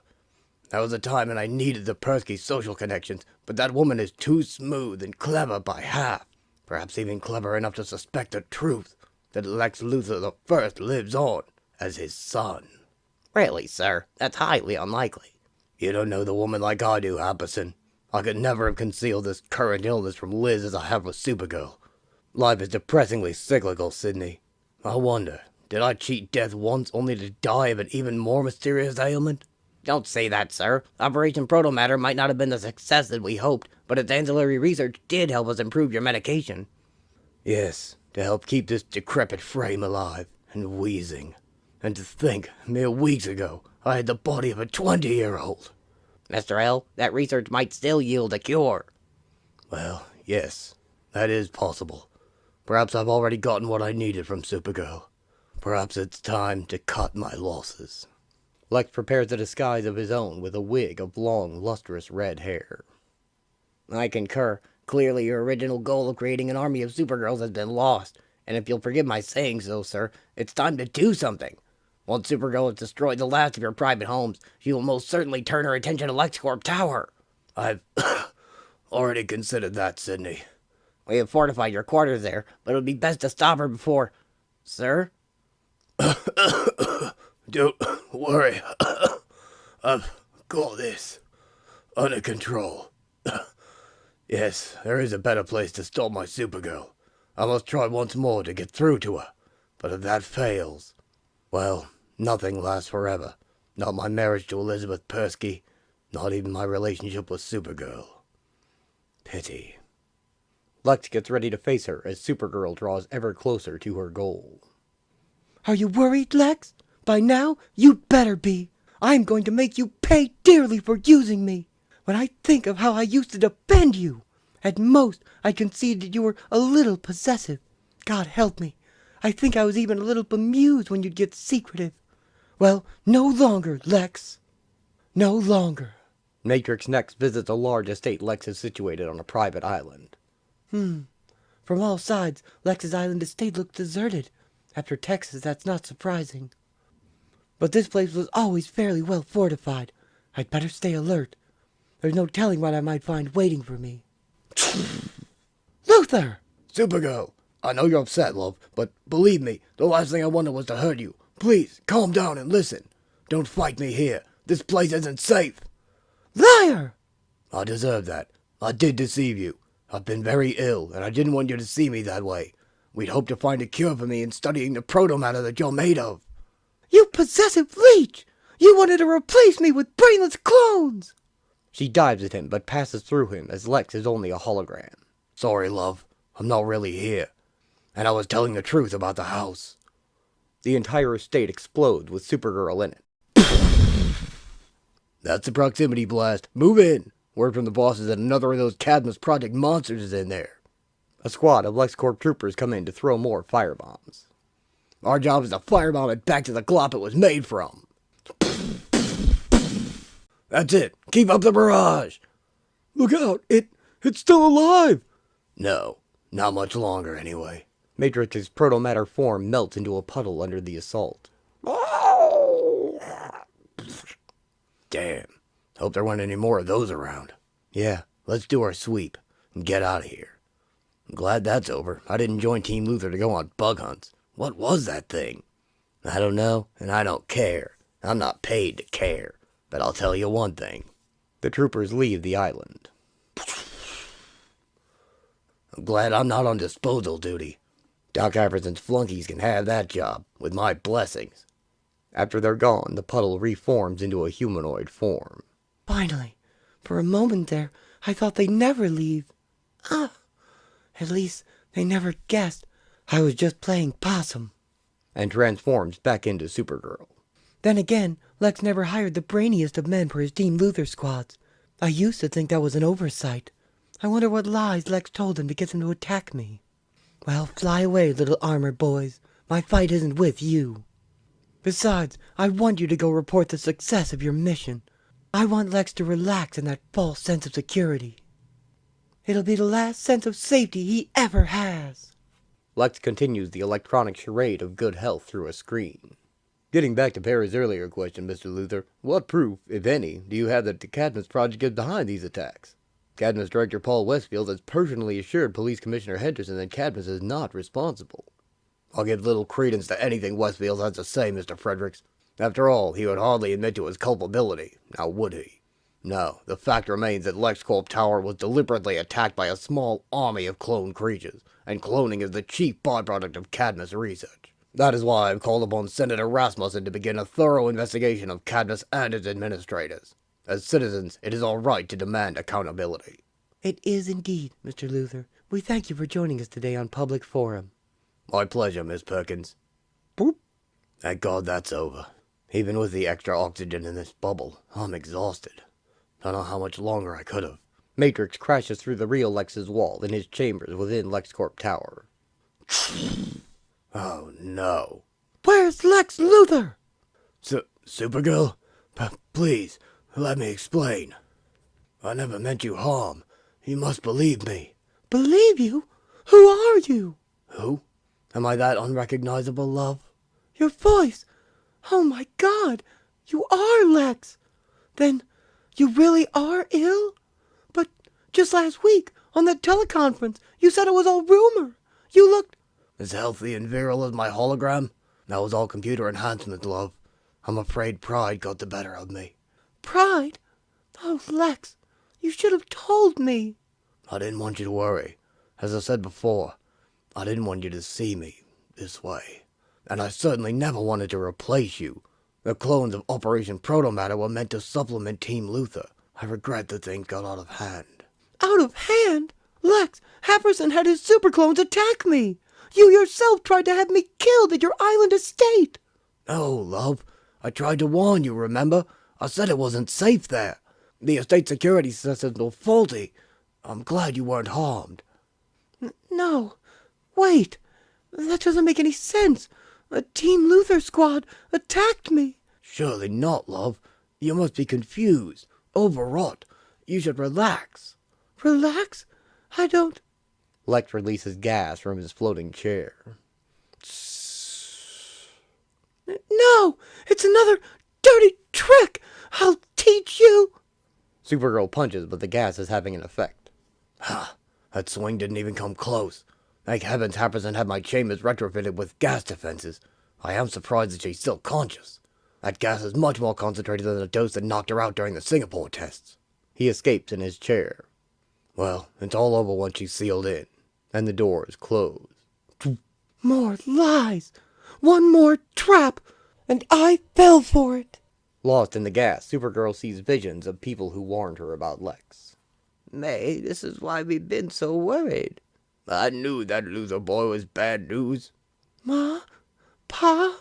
You see, Supergirl, your Lex kept terrible secrets from you all along. I know now, Elizabeth. We all tried to warn you. I know, and I'm trying to fight it. To fight the weakness. Infernal cough. I'm too vulnerable in the chair. I need my armor for protection, and for its life supports. Lex stumbles out of the chair and falls. Ooh, fine thing. Can't even stay upright anymore. Never felt so weak, so helpless. Horrible feeling. Must never be helpless. He climbs into a powered suit of armor. The armor will save me, make me strong. Supergirl blasts through the wall and confronts Lex. You lied to me, Lex! Again! Eh? You overcame the gas? Doesn't anything stop you? Not if I can help it! Just like your lies, Lex! I'll keep coming back to haunt you! She tackles him. No, don't.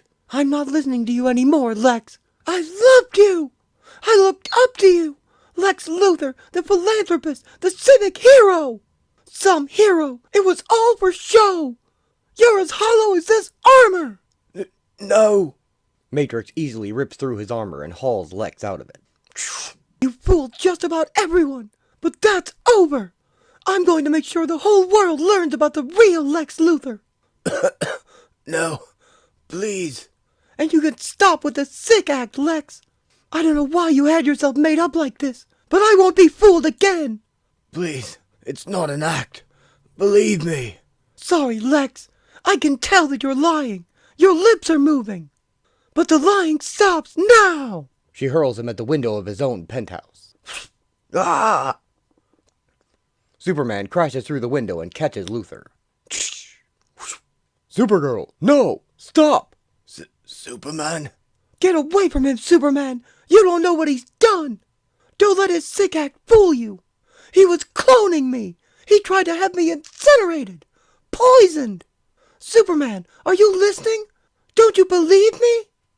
Oh, I believe you. Completely. Kelly. Must call Kelly. Nothing Luthor does would surprise me. He's capable of anything. But this is no act. My eyes and ears can't be fooled. This man is gravely ill. Take a good, hard look at him, Supergirl, and then tell me, no matter what he's done, do you really want to strike a dying man? Dying? Oh my God. He is. But he kept lying, kept using me. Why? I don't know, but if what I suspect is true... Dr. Kelly enters and rushes to Lex. Lex, I got your call signal. Lex, what's happened here? Your patient is having trouble breathing, Doctor. She puts an oxygen mask on him. Pulse is weak, but steady. I warned him. How could someone, anyone, be that ill and still be so manipulative? I loved him. I thought he loved me. Out. I've got to get out. Supergirl transforms back to her regular costume and leaves in tears. How could he just keep on lying? How? He was dying, and still he wouldn't simply ask for help. He never loved me. He never even trusted me. I can handle Lex, Superman. You'd better go after Supergirl. Thank you, Dr. Kelly. I will. Gretchen, thank God you're here. Superman leaves as well, but his words will echo in Luthor's ears for a long time to come. Luthor, I learned early on never to wish anyone ill, not even the likes of you. But I hope you realize what a damn fool you are. Supergirl loved you. She would have marched through hell for you. Even if she had lost her powers, she still would have gone through fire for you. Think about that, Luthor. Think about it good and long. No matter what you hope to gain from her through all your plots and schemes, it can never match what you've lost. Matrix returns to the Kent farm along with Clark, where they also find Lana. Rural Kansas. You're serious, Clark? Lex the Second is a clone of old man Luthor? Something like that, Pa. If what Lois has learned is true, Lex the First faked his death and had himself genetically rebuilt. Then it's even worse than I thought. His whole life was a lie. There's no way you could have known. He's had us all fooled. Maybe so, but not like I was. Just thinking about it makes my skin crawl. What's past is past. You need to put Lex Luthor behind you and get on with your life. Jonathan's right, and you can stay here just as long as you want. It's a good place for healing. I know, Ma, and that's sweet of you to offer. But I think I'll heal better if I get out and do something. Maybe go back to Metropolis with Clark. The trouble brewing between Cadmus and LexCorp sounds bad, and I might be able to help. That's my girl. Well, if you're sure that's what you want. Frankly, I could use a little help. Luthor isn't the only one who's been ill. There's some sort of plague that's striking the Cadmus clones, and the situation is getting tense. Just be careful, Supergirl, and don't ever forget where your real home is. Land's sakes, yes. You come back as soon as you can. I will, Ma, but I hope you won't mind if I don't come directly home. You know, Lex sent me to Singapore to get me out of the way, but I learned so much there, and I want to learn more. I still feel so naive. Then by all means, get out and see the world. It'll do you good. That's what Lex said when he was trying to keep me overseas. But, you know, it may be the only truthful advice he ever gave. Paris, just months later. This is the BBC Overseas Service. Here now, a summary of current news. The United States Congress today passed a measure approving aid for strife-torn Metropolis. Oh, please. I've heard more than enough of that already. Supergirl enters the Parisian home of Lex Luthor's ex-wife. I know what you mean. It all gets to be a bit much at times. Well, hello. Come in. Join me for tea and croissants? Thank you. Everything smells so delicious. Oh, this is all so civilized. What a lovely thing to say. Thank you. Now, what brings you to Paris? Well, partly I wanted to thank you for the advice you gave me in Singapore. I only wish I had acted on it sooner. Don't we always? Still, from what I've been reading, you've been quite busy lately. Clone Wars, refugee aid, urban renewal. According to one article, you even spent a few weeks working to rebuild my ex-husband's residences. Yes, well, I was sort of responsible for their destruction. I had no quarrel with most of Lex's employees. It seemed only fair to make restitution. But actually, Mrs. Persky, I'm here looking for a mentor, someone who's had experience in dealing with the Luthors of this world. Really? Sounds like the sort of position I might be interested in, if you're serious. I am very serious. I think it's time I stopped being a girl and started acting like a woman. My dear, this may be an education for both of us. The two women shake hands. And it is only the beginning. Now, if a series had been launched from this, Supergirl would most likely have been a Europe and the world focused hero rather than a Metropolis local, and taken down corrupt businessmen and mad scientists with the help of Luthor's ex-wife, and probably just gotten an apartment somewhere in Paris, and also learned to live on her own from the elder woman. We can assume all that did happen, just between the pages, as no series was launched until 1998, 4 years later. Supergirl would assist in various Superman stories when needed, as part of what came to be known as the Super Family, also including Steel and Superboy, and they would team up a few times in the years to come, usually when Superman needed help. One such example is the trial of Superman, when Superman was kidnapped by some insane alien tribunal to stand trial for the death of Krypton as its sole remaining representative, and the Superman Rescue Squad was formed to go into space and help him get home.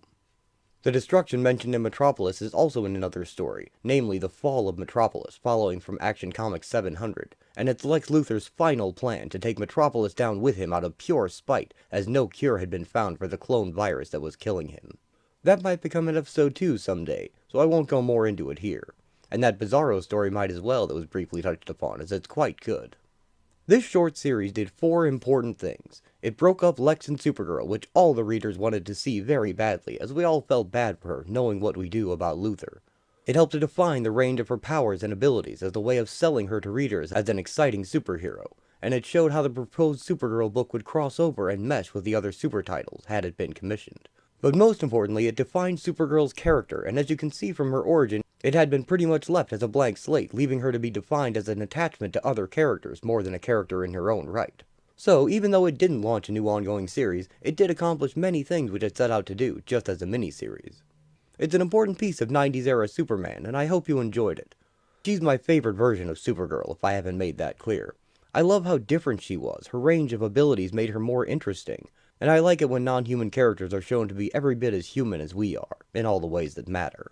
But for now, let's gear up for supernatural superhero adventure and a bit of horror under the surface of small-town life. And let's begin.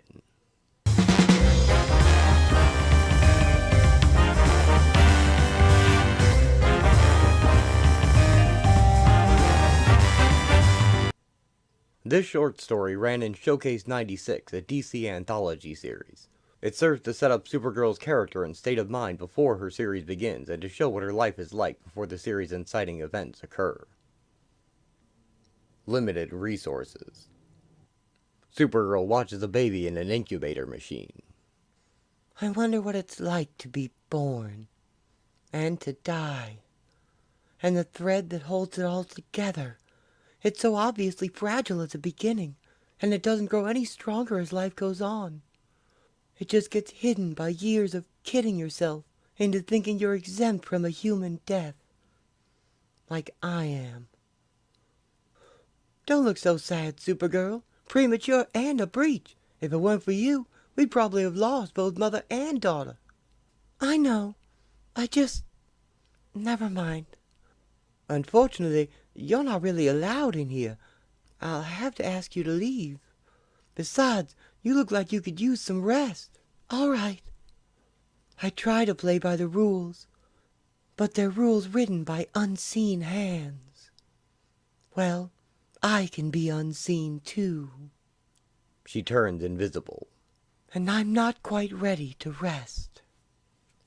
Now keep an eye on things till I get back, Wilbur. Whistle if you need me. No problem, chick. I doubt my presence in the morgue would be any more welcome than it was in the maternity ward. So I'll just be one more invisible ghost in a likely haven for them. I'm sorry. I'm so sorry. Supergirl takes the dead man's hand. I wish I could have done more for you. Huh? Chick? Chick?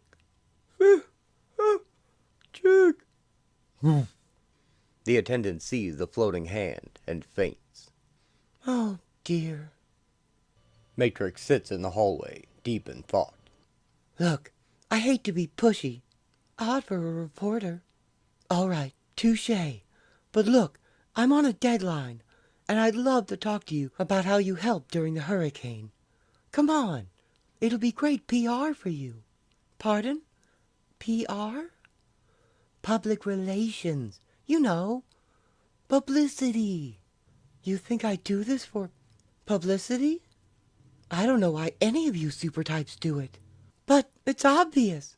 I mean, if you saw a truck bearing down on a child, would you stand there and let it happen? Daring reporter saves child. Hell of a story. Yeah, I'd go for it. You'd do it because it's a hell of a story. Amazing. Well, it would be. My typical day consists of finding great news stories. What's a typical day like in your life? Mine? What do I say to her? How do I respond to that? Was today typical? Today as a hurricane gave its last gasp on this coastal town before heading out to sea? Supergirl remembers the rescue which brought her here. A pregnant woman on her way to the hospital drove off a cliff during the hurricane. And Supergirl flew down and saved her. She asked to be taken to the hospital, and while Supergirl flew her car there, she saw another car rushing through the storm, and a telephone pole about to fall on it. She used her telekinetic blast to move it away. But she couldn't stop the rock slide which followed it, and the car crashed. The mother-to-be was screaming, and she couldn't spare a moment for the other driver, and made it to the hospital as fast as possible. She headed back to check on the other driver at top speed. Hold on in there. Help is on the... I stared at the priest's corpse for I don't know how long. It seemed forever. Probably just seconds. A typical day? God in heaven, if such as he listens to such as I, give me an answer. I don't have a typical day in my life, Supergirl said. Frankly, I don't have anything outside of trying to help people. My life is nothing like yours. Life is a concept I'm still trying to wrestle with. Sometimes I wonder if I even am alive, if any of us are, and what it all means. Get that typed up and on cue cards for the evening broadcast, Maxie. I'll be back in an hour. Yeah, I know. Superhero is amateur philosopher. Still, you know, I met a couple of her type, and there's something different about her. I wouldn't say she's searching for answers, as much as she's trying to figure out what the questions are. Geez, listen to me. I'm gonna sound like her next. She was holding something back.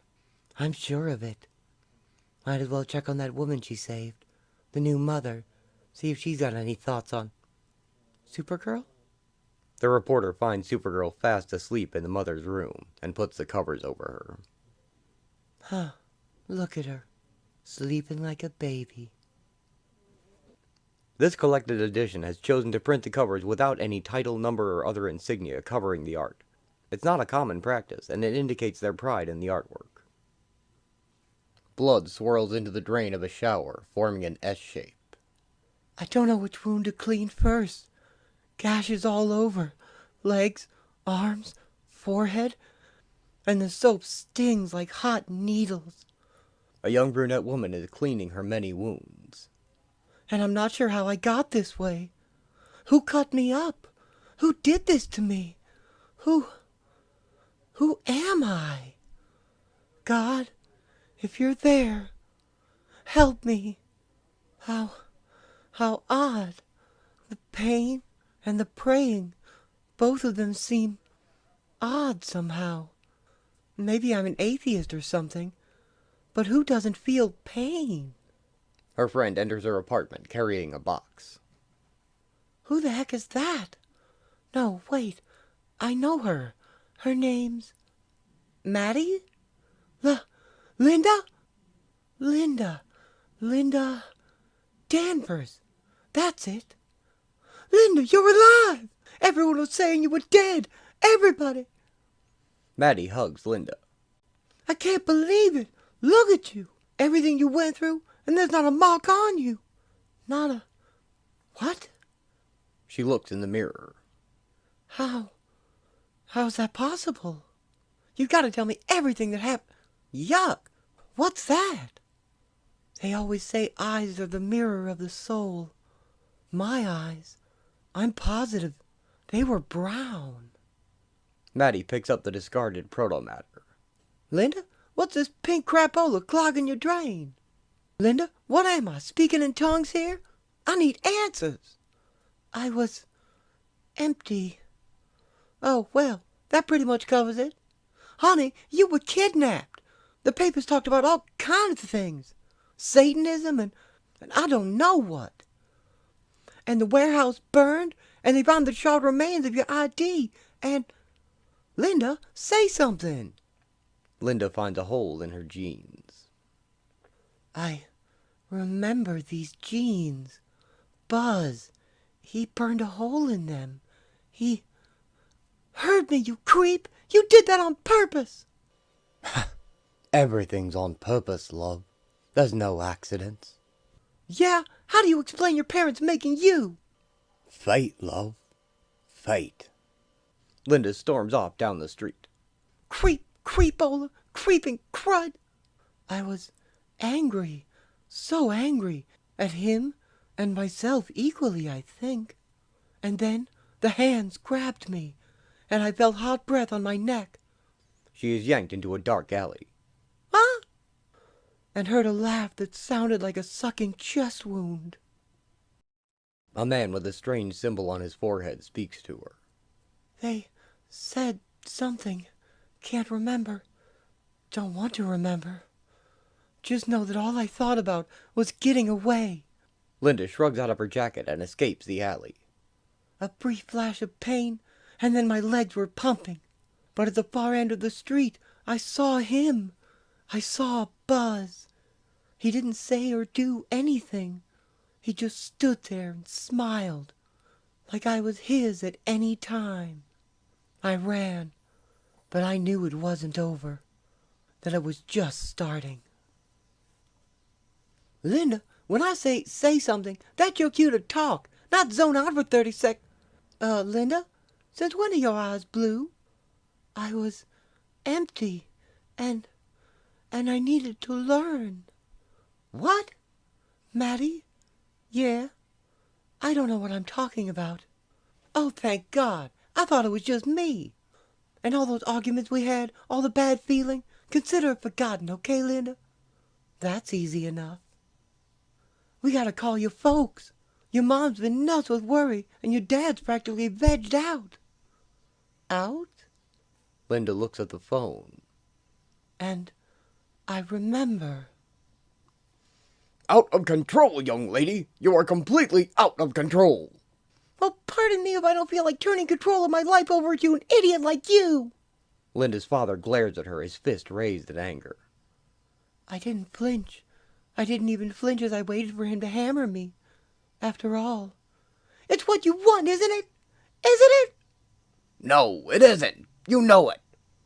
You both hate me. You wish I'd never been born. She goes to her room and slams the door.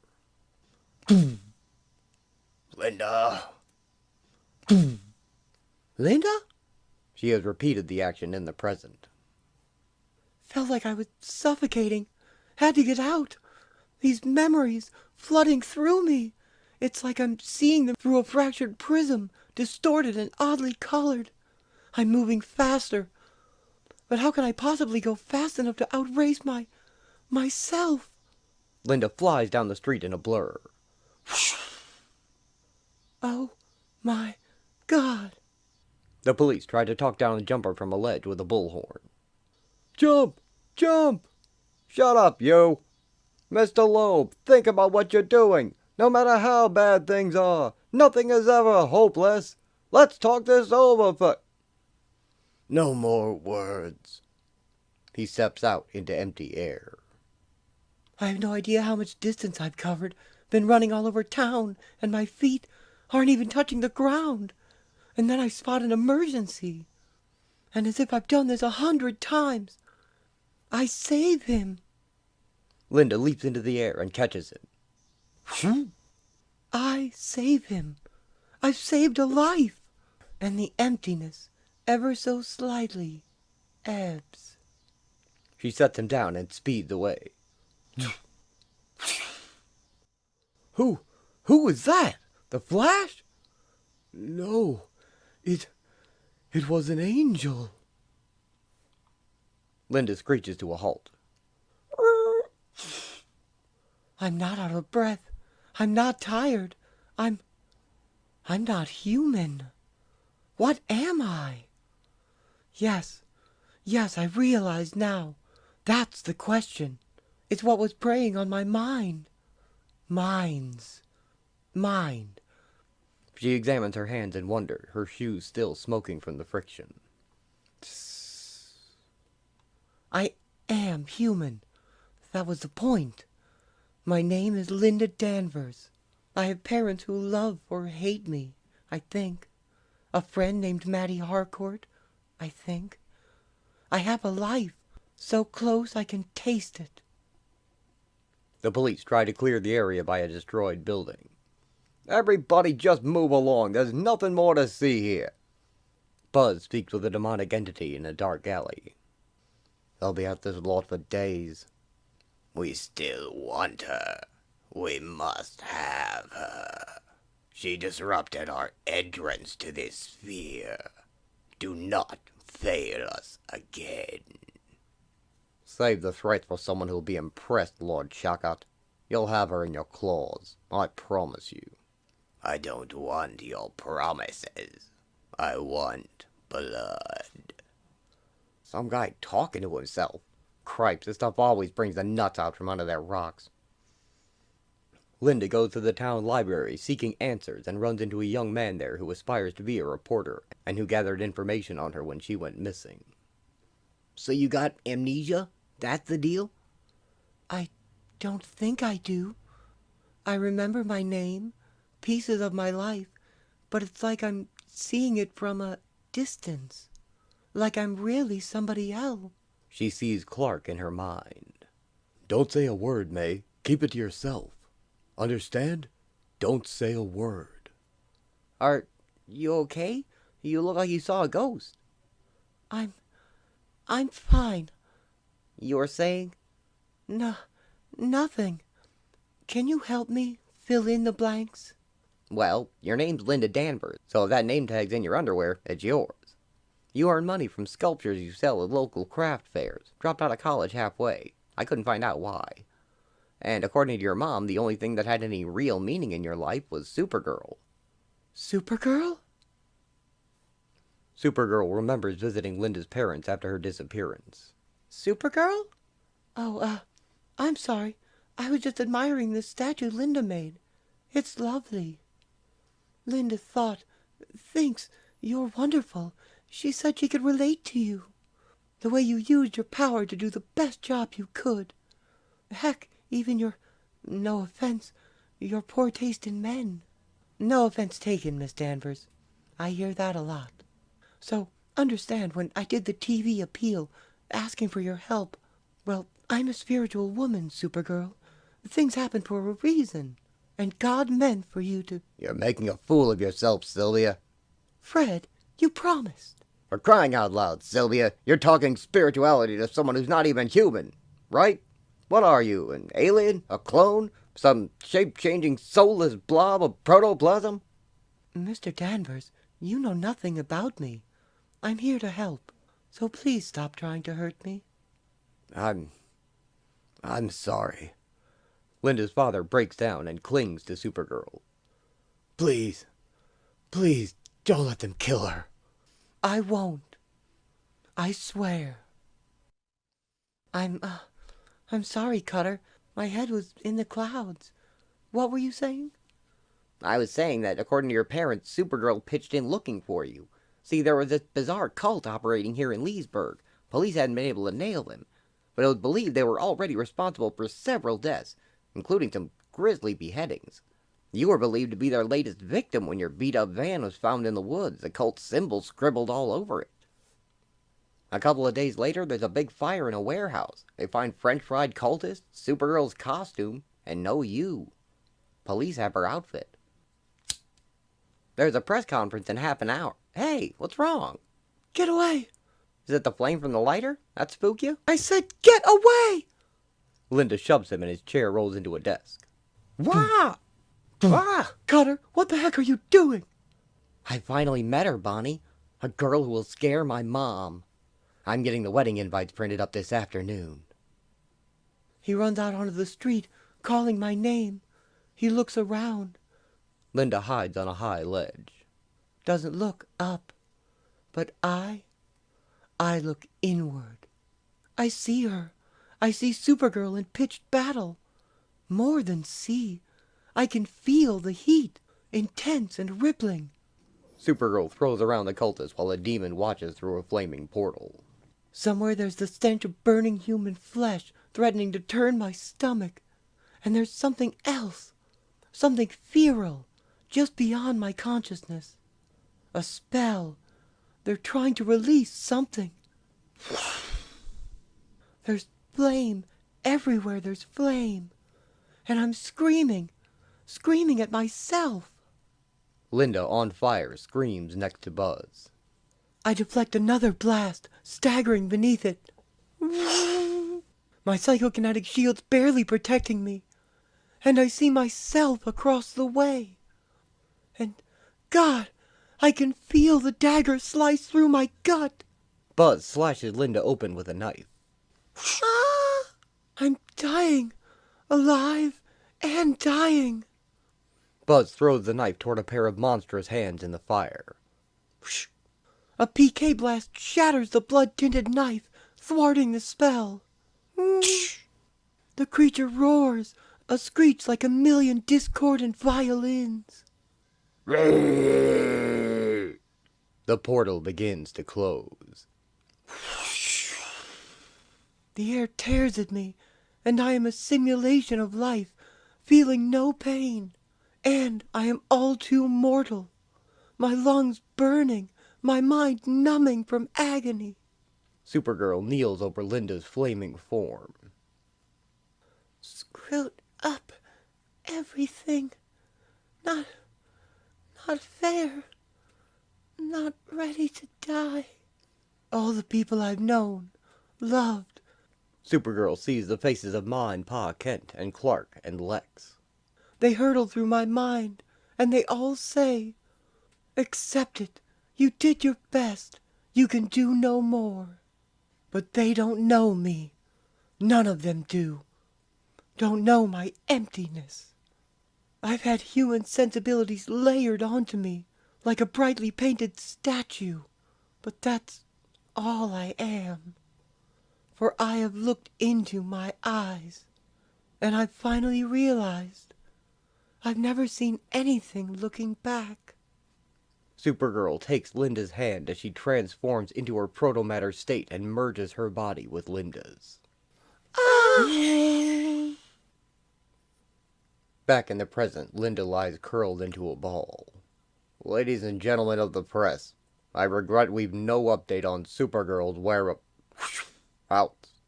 Supergirl's uniform disappears from the policeman's hands in a blur, and Supergirl rejoins the sky. We are as one.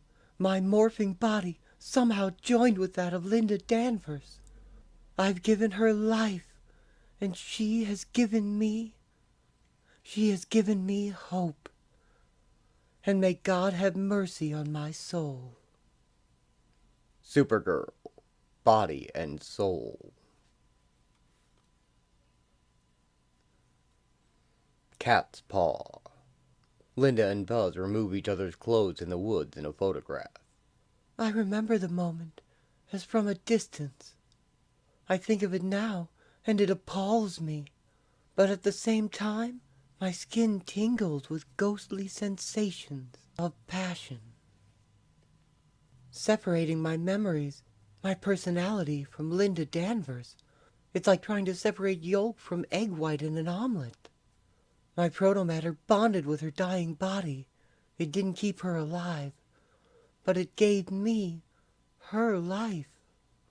But there's still fragments missing, and I was hoping that by searching our possessions, I'd get a feeling for... Wait a minute. The guy in the picture, whose cigarette breath I can taste in my mouth, whose fingers caress the curve of my spine. It's the same guy who knifed her. Linda! Linda, are you there? Maddie, use your key. Get us in there. And if this is some sort of joke... Maddie opens the door. A joke? Get real.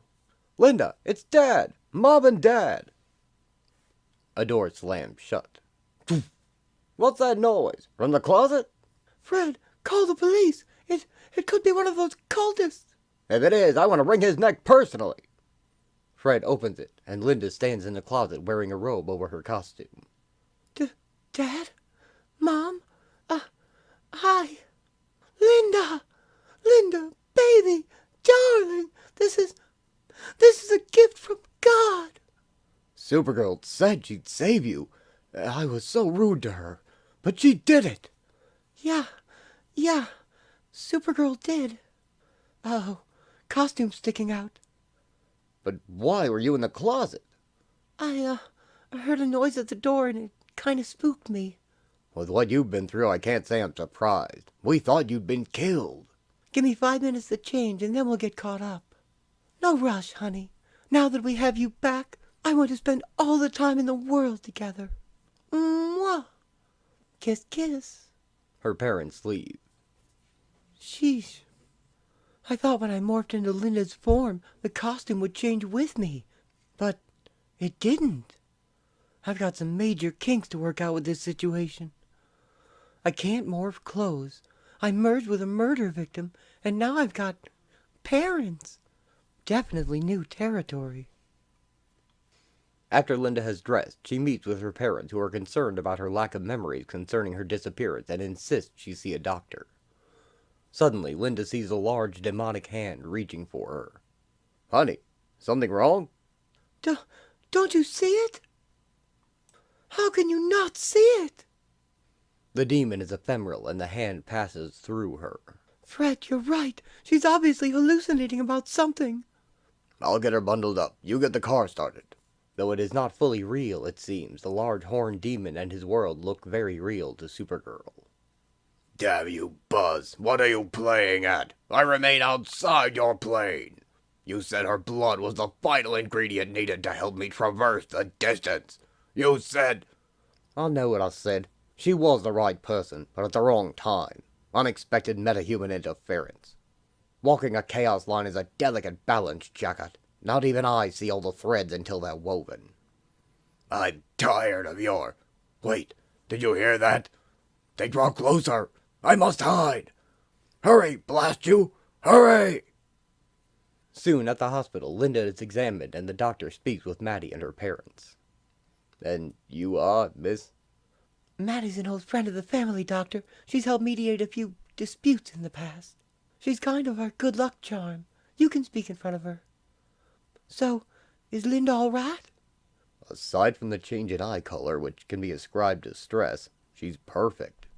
Too perfect. There's no sign of concussion. However, there's also no scar from the appendectomy she had 4 years ago. No sign of that gunshot wound last year when she was mugged. It's either brilliant plastic surgery or I don't know what. They're Linda's. They're my parents. and I feel like I love them in a way I haven't before. But they also seem like strangers. My mind is splintered. So many memories to... Need help, love? Supergirl sees Buzz, and while he is also insubstantial, he triggers her memory. You're not here! How many of us truly are all here? You're having problems sorting things out. Who is Linda Danvers, right? Allow me to help you recall. Well, love, what did you think? Was it everything I promised? What a rush! It was... Let's immortalize the moment on film, shall we? Remember, Humbert, keep the angle up this time. Righto, sir. As the photograph of Linda and Buzz kissing falls to their feet, it joins two bodies with knives stuck in their backs. Did that scene help? You have no secrets from me, my dear. I know you to your core. I know your deepest wishes, your darkest secrets. I know that you wanted a soul, Supergirl, and now you have one. And it's a damned one, blackened and stained with the blood of innocence. Supergirl is awash in a flood of Linda's memories of blood and dark rituals. It can't be. It has to be a trick. Except it's not. I feel it as my mind comes together and blows apart at the same time. Linda was no victim. Not at first. She was part of it. An accomplice. A willing witness. She was evil. All right, Linda, there's a couple more tests I want to... Linda leaves through the window, dashes home, and changes into her costume, and soon Supergirl takes to the sky. Get out of my head! Funny how things work out, isn't it? I was drawn to you over a year ago, Linda, knowing you'd be important. But I didn't know how important. Seducing you as Linda to the Chaos cult was simply fun. But seducing you as Supergirl will be the true challenge. She chases Buzz's ghostly image. It's your fault! Linda wasn't in control! She most certainly was, as much as you are now. Come to me, darling. Come to me. He leads her to an abandoned theater. Unpunished. For what they've done, for what they are. None of them will go unpunished. She crashes through the wall. This time will be the last time. Oh my God. Only to find the huge cat-like demon from her vision stepping through the screen, and the reporter who had been tracking Buzz's cult unconscious on the floor. I love chaos. It's so chaotic. Hold still, little gnat. Considering that your stubborn refusal to die interfered with my earlier attempted crossing, it's only appropriate that your blood be the first to spill upon my arrival. Supergirl dodges a giant knife. You're not here yet, Jagat. And if I'm too late to stop the spell that brings you through, then I'll just have to stop you personally. She flies into the demon's head, punching him back through his portal.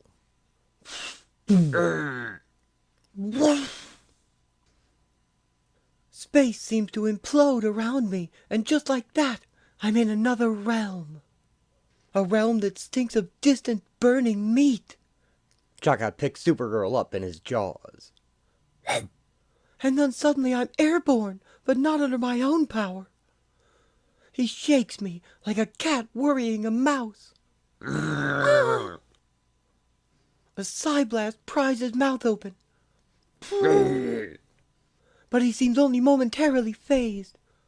Slightly more cautious, but still confident, as his knife descends. Supergirl catches the huge knife by the blade. Keep the hell off my planet! Your planet? Child, your planet has already been invaded. It has been for centuries. My people merely await my arrival. trying to stay one step ahead of our ancient foes during that time. Likewise, for centuries I've been on the run, hunted, hounded, always hounded. But thanks to Buzz and to you, my time is nearly at hand. Supergirl breaks off the tip of the blade. I will tear the living heart out of what once did not truly live and feast upon it, and in that way gain the vital power I need for total conquest. Supergirl flies away as he stabs with the rest of the knife. And this time, shattering the knife is too late to... She flies with it into Shakat's shoulder, and then throws the blade with all her strength. Droplets of Shakat's blood splatter along the path as the blade sails miles, perhaps to accomplish nothing, or everything. She hits the demon's head with a flying haymaker. My strongest punch only knocks him back about 10 yards, and he lands on his blasted feet. What do you hope to gain in this battle? You must know you cannot defeat... Very well, I'll satisfy your curiosity, but you'll suffer the appropriate consequences. You said you'd been hounded, and I took the guess that you meant it literally, by sending your blood flying around. Gigantic dog-like demons have arrived, towering over the buildings and Shakat. She put us on your scent. You gave us a good hunt, Shakat. Centuries worth of quest. But it ends here. No! Supergirl, save me! Supergirl flies away. A couple of months ago there was a movie called The Truth About Cats and Dogs. I didn't see it. She flies back through the portal. But somehow, I doubt it nailed the real truth. That apparently what we see on our world is merely the tip of an iceberg, barely hinting at a war that crosses realities. Supergirl rescues the reporter before the theater explodes. A war in which one side has had a fairly bloody setback this day. He recovers in the hospital. And as for me, I'd love to believe Buzz was lying about Linda, but deep down in my soul, I sense its truth. He didn't manufacture the darkness in Linda. He merely exploited it. Linda Danvers was a horrible, twisted person. God knows what atrocity she committed, and she'd be dead if I hadn't saved her. But maybe, somehow, she was chosen to be saved for some higher purpose, and I was chosen to be the instrument of that salvation. I'm bonded with her. Her essence, her consciousness, is a part of me. If there is some greater plan, I cannot rest until I find out what it is. Okay, people, move along. Nothing more to see. I hear sickos were behind this. I swear, this town is going straight to hell. Not straight, love, as detours planned. After all, getting there is half the fun, right? As Buzz strolls away, a cat and a dog threaten to start a fight. Oh! These two issues take place during the final night, but it's odd as Leesburg doesn't freeze to a dangerous degree like most of the planet. It only seems to experience a long eclipse of the sun, leading the townspeople to turn into monstrous versions of themselves, eventually being taken over and led by Gorilla Grodd. The town may not exist in perfect sync with the world around it, but partially on some metaphysical plane, leading to this discrepancy. Grodd even takes over Supergirl by corrupting her human side, but her memories of her family set her free, and she soon defeats the villain as the sun reappears, and everyone goes back to normal, shaken by the experience of seeing their darkest urges set free. At the Leesburg waste recycling plant 2 weeks ago, a scientist's new project assumed the shape of a large baby, all on its own. Supergirl in Chemical Imbalance. Kansas today. A tent revival preacher shouts at his congregation. Are you alive? The Lord wants to know if you're alive. And how are you going to know that? How, I ask you? You will know because as long as you're alive, you're doing the Lord's work. Praise the Lord! You will know because you hear my words, and in so doing, you will hear his words. Can I hear an amen? Amen! I said, can I hear an amen? Amen! And you will know, my friends, you will know you're alive because you're willing to give. Give, my friends, give until it hurts because the Lord wants you to. He wants you to help me continue his good works. When you help me, then you help all of us get closer to God.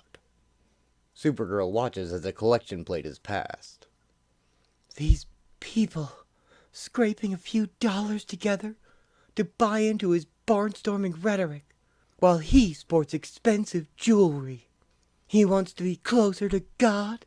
Let's see if a half-strength psi blast can bring him closer than he anticipated.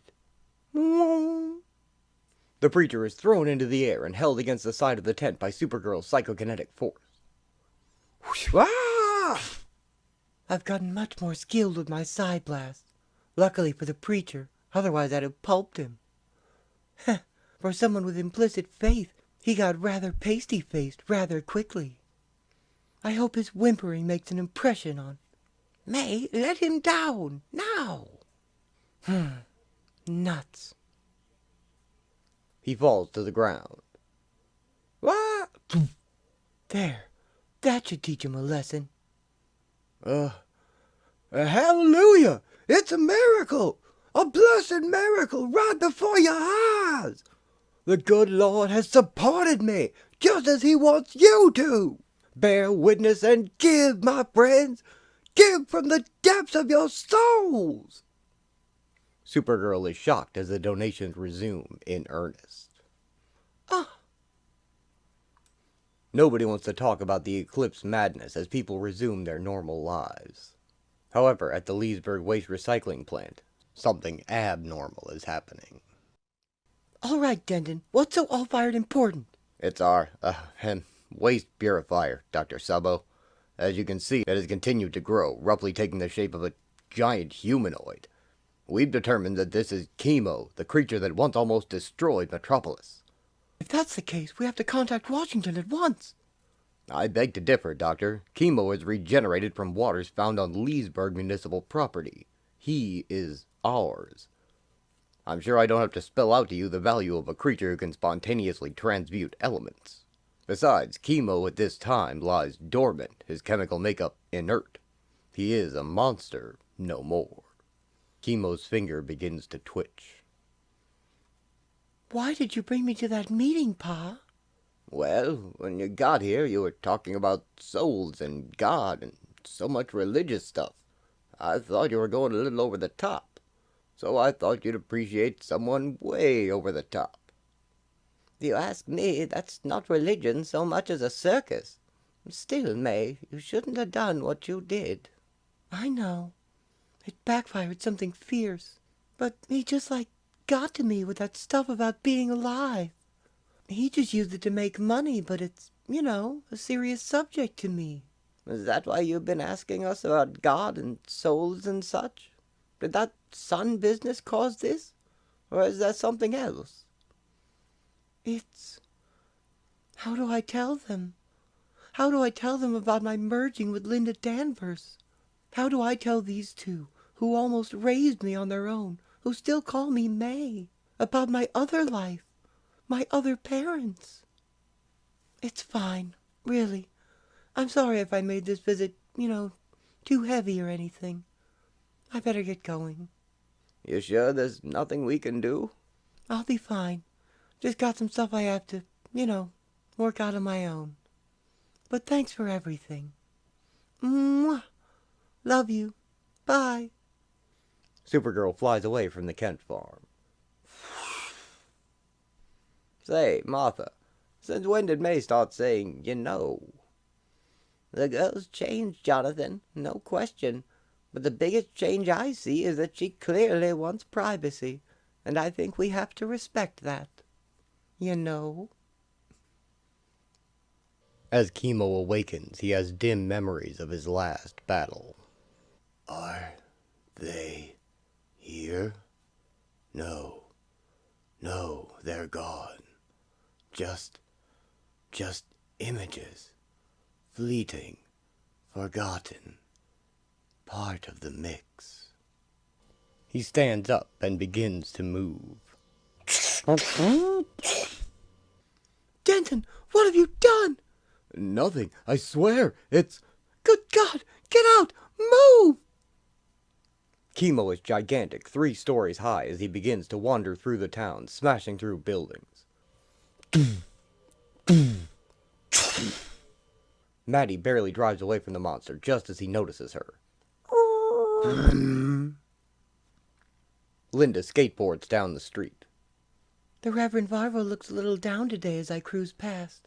Can't say as I blame him. The scorcher continues with no end in sight, and his window box garden is suffering. But there's not much even a Supergirl can do about the weather. It's tricky enough just getting the hang of my skateboard again. Fortunately enough, a slight TK burst helps realign me whenever I... Hey, Danvers, got 5 minutes for an old pal? Cutter? I thought you were hospitalized. Takes more than that to keep me down. Speaking of which, I was just interviewing this guy, a survivor type, like me and you. I'll be taking over the electronics shop here. The previous owner had a mishap. Richard Malvern. Linda Danvers. The reporter introduces Linda to a red-headed young man, and they shake hands. Have we met, Miss Danvers? I don't think so. Well, you know what they say. Sometimes you recognize people's souls from previous incarnations. So, Dicko, what you think of the town so far?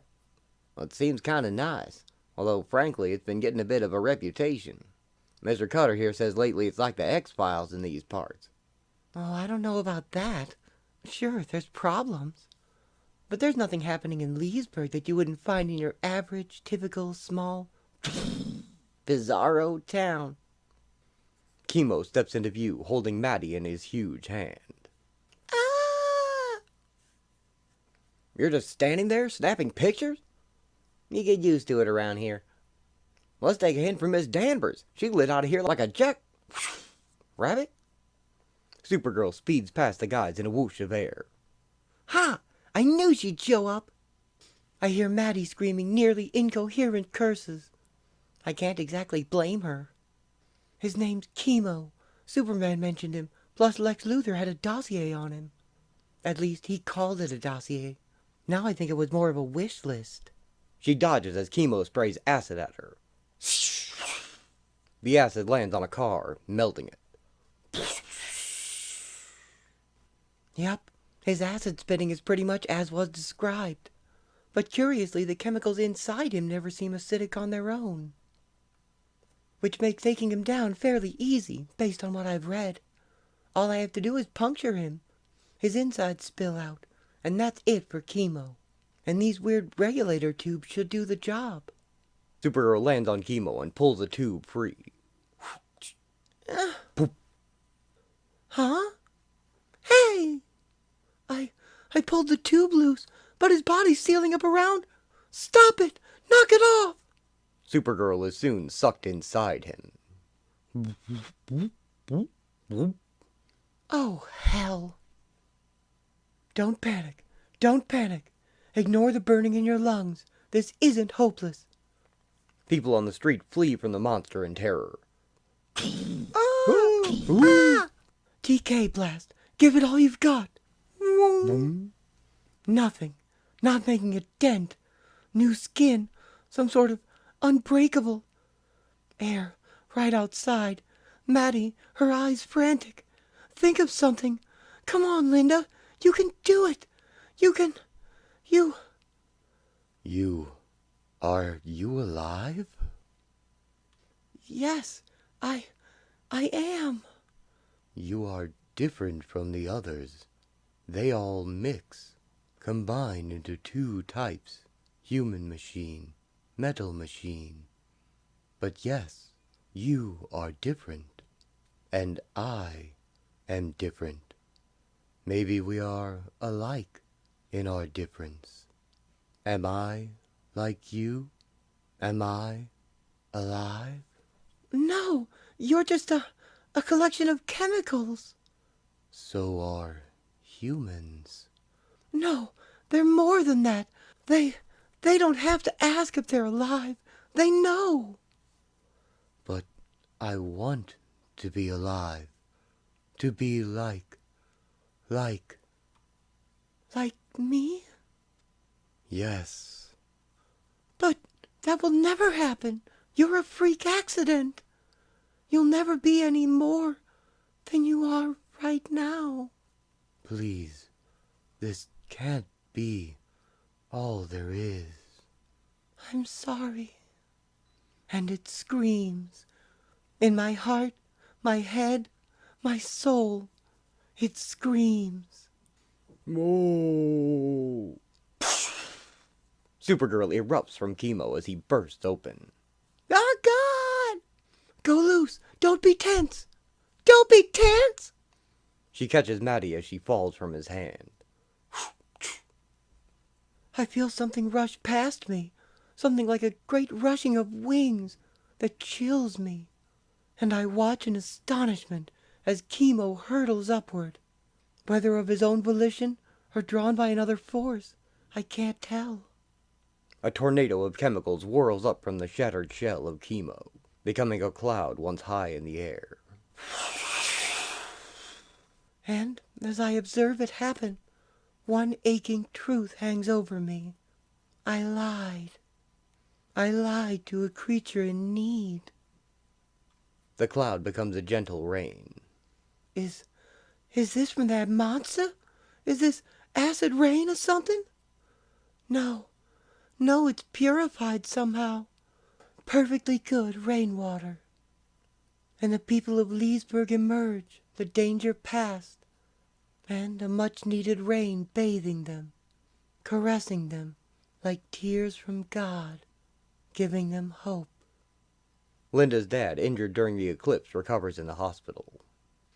I told Chemo that it couldn't aspire to anything beyond a freakish half-life, but I didn't know for sure. I was faced with a being like me, wanting more, and I turned away. In doing so, I may have saved lives, but at a cost to myself. And I can only pray that Chemo, in being denied what he sought here, ultimately found something greater. Reverend Varvel smiles as the rain brings his flowers to life.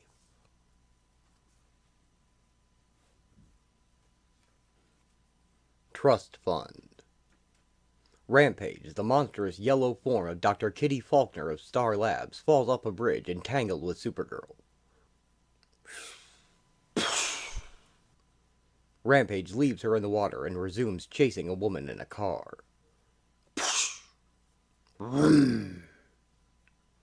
Cars are on their sides on the streets of Leesburg as Superman himself catches up with the battle.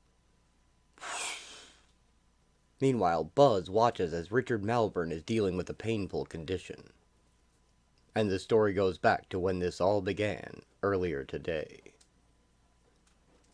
A ball rolls in front of Linda on a park bench. Is this your ball? A small girl glares at Linda. Here you go. What's your name? She runs away. Hey, what's her problem? Wally, a young boy with a baseball bat, approaches Linda. She doesn't trust you. Kids have it drilled into them not to trust strangers, because you never know if strangers are hiding anything. I guess, yeah. Of course, there's all kinds of strangers. Sometimes people in the same family are strangers to each other, hiding secrets. Yeah, and some hiding more than others. Strangers in our own skin, not sure if they're living a life or a lie, trying to... Wait a minute. Why am I telling you this? Who are you, anyway? Hey, where'd you go? The boy has vanished. Who you talking to, Miss Danvers? Oh, hi. Richard Malvern, right? Right the first time, Miss Danvers. Mind if I sit and chat a spell? Only if you drop this Miss Danvers stuff. Name's Linda. Well, I was taught you don't use a lady's first name unless she gives the okay. Consider it okay, Richard. Linda it is, then. And for me, it was Dick to my friends, back home in South Carolina. So is Leesburg real different from your hometown? Oh, no. Aside from the fact that they're nothing alike, they're exactly the same. Something funny about that? I'm sorry. I should learn to control myself.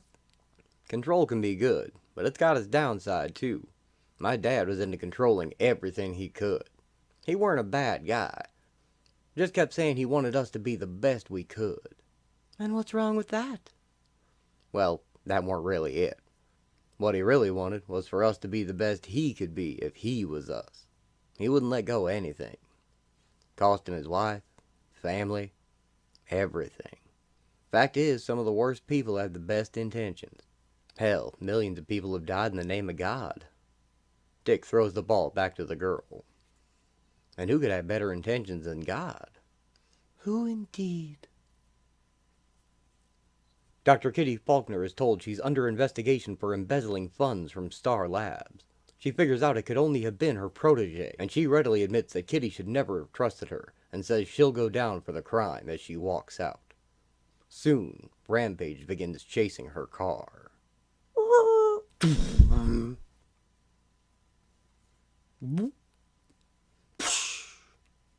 I erupt from the river, water geysering everywhere, air burning in my lungs.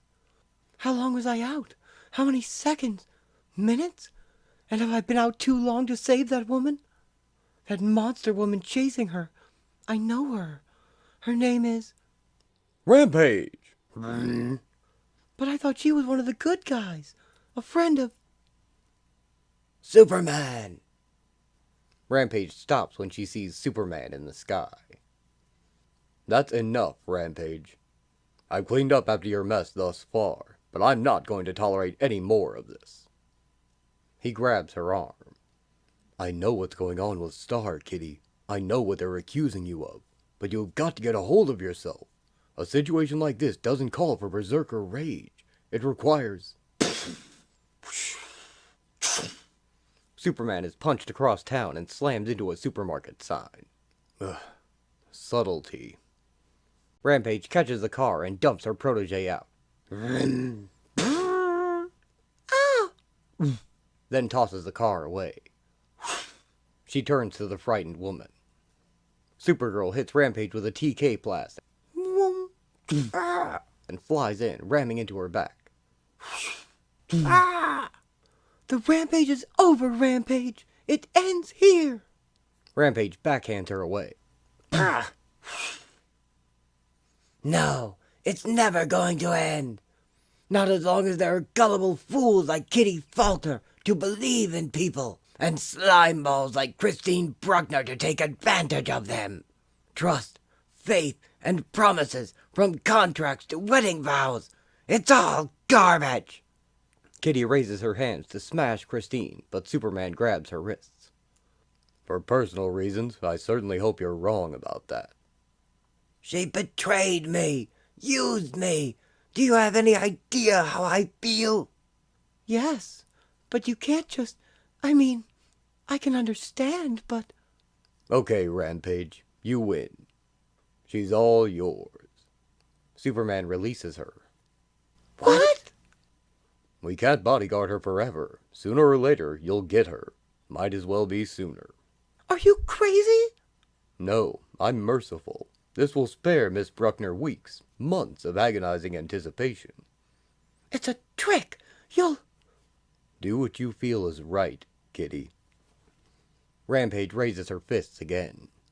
This is insane. Kitty, God, no. Kitty, I'm sorry. Don't do it. Please, I'm Superman. Do something. She brings them down,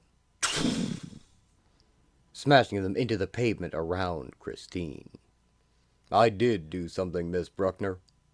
I prayed. Superman talks to Kitty in her room, once again in her human form. And I just snapped. My intellect said, confront your accusers. But I felt betrayed and used and foolish. I believed in Chris because she and well, I just did, that's all. And since I wimped out on hurting her, she's made it quite clear she's not confessing to anything. There are people on the Daily Planet who believe you. You can depend on them to take your side. I appreciate the sentiment, but right now, I don't know who to trust. Actually, it may not be a problem. Supergirl interrogates Christine high in the air, dangling her by one leg. 7, 5, 8, 9, Bank of Geneva! Okay, now tell me where the rest of the money you stole is, and then you'll tell them. Because if you don't, I'll find you, and no one else ever will. Trust me on that. I do! I do! You realize officially I can't condone your coercing a confession from Miss Bruckner. Oh, look who's talking, Mr. She's All Yours. Of course, you knew I wouldn't really have left her vulnerable. Uh-huh. So when you shielded her at super speed, I wasn't surprised. Thanks for the vote of confidence. May, Ma and Pa are a little worried about you. And you aren't? Well, why Leesburg, of all places? Has something happened I should know about? Any problems? Why, Superman, if there was anything you really needed to know about, don't you think I'd tell you? Supergirl flies away. Mom, I'm walking a fine line here. I don't want you controlling my life, but I want you to know I trust you. So, set up the blind date. Just not right away. There might be another guy. Oh, I'm so pleased, and you won't be sorry, honey. I have this gut feeling that you and Mr. Aldrin will just hit it right off. Dick Malvern continues to struggle with his condition. Freaking child-proof aspirin bottles. Ugh. It's not all they fair, is it? A man so young, dealing with such a nasty, painful disease. How do you? Name's Buzz, and I'm here to help. Hey, trust me.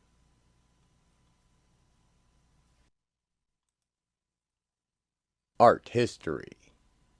The world of Linda Danvers is a strange one. I should know. It's my world now. But a part of her still feels separate from me, like it's hiding in some dark corner. Maybe by studying her old art I can drag that part of her into the light, get a good look at it, and hope it's not too weird. Linda, honey, you down there? Mom, yeah, I'm here. The morph to Linda gets easier each time. Wonder if that's good or bad. Linda! Hi, Mom, Dad, what's up? Linda looks down, realizing she's still wearing her Supergirl costume under her open shirt. No! Oh no! Stupid, stupid, stupid, stupid! This, I can... Cool t-shirt. Supergirl fan again, huh? You know, Linda, you're definitely getting bigger. We thought we'd find you down here when there was no answer from your apartment. Oh, My, it's dingy down here. Why don't I let in some Sylvia opens the curtains to reveal the window is boarded up. light? Oh, well, dingy is fine. I guess it helps you concentrate. Anyway, the reason we're here is to invite you over for dinner this evening.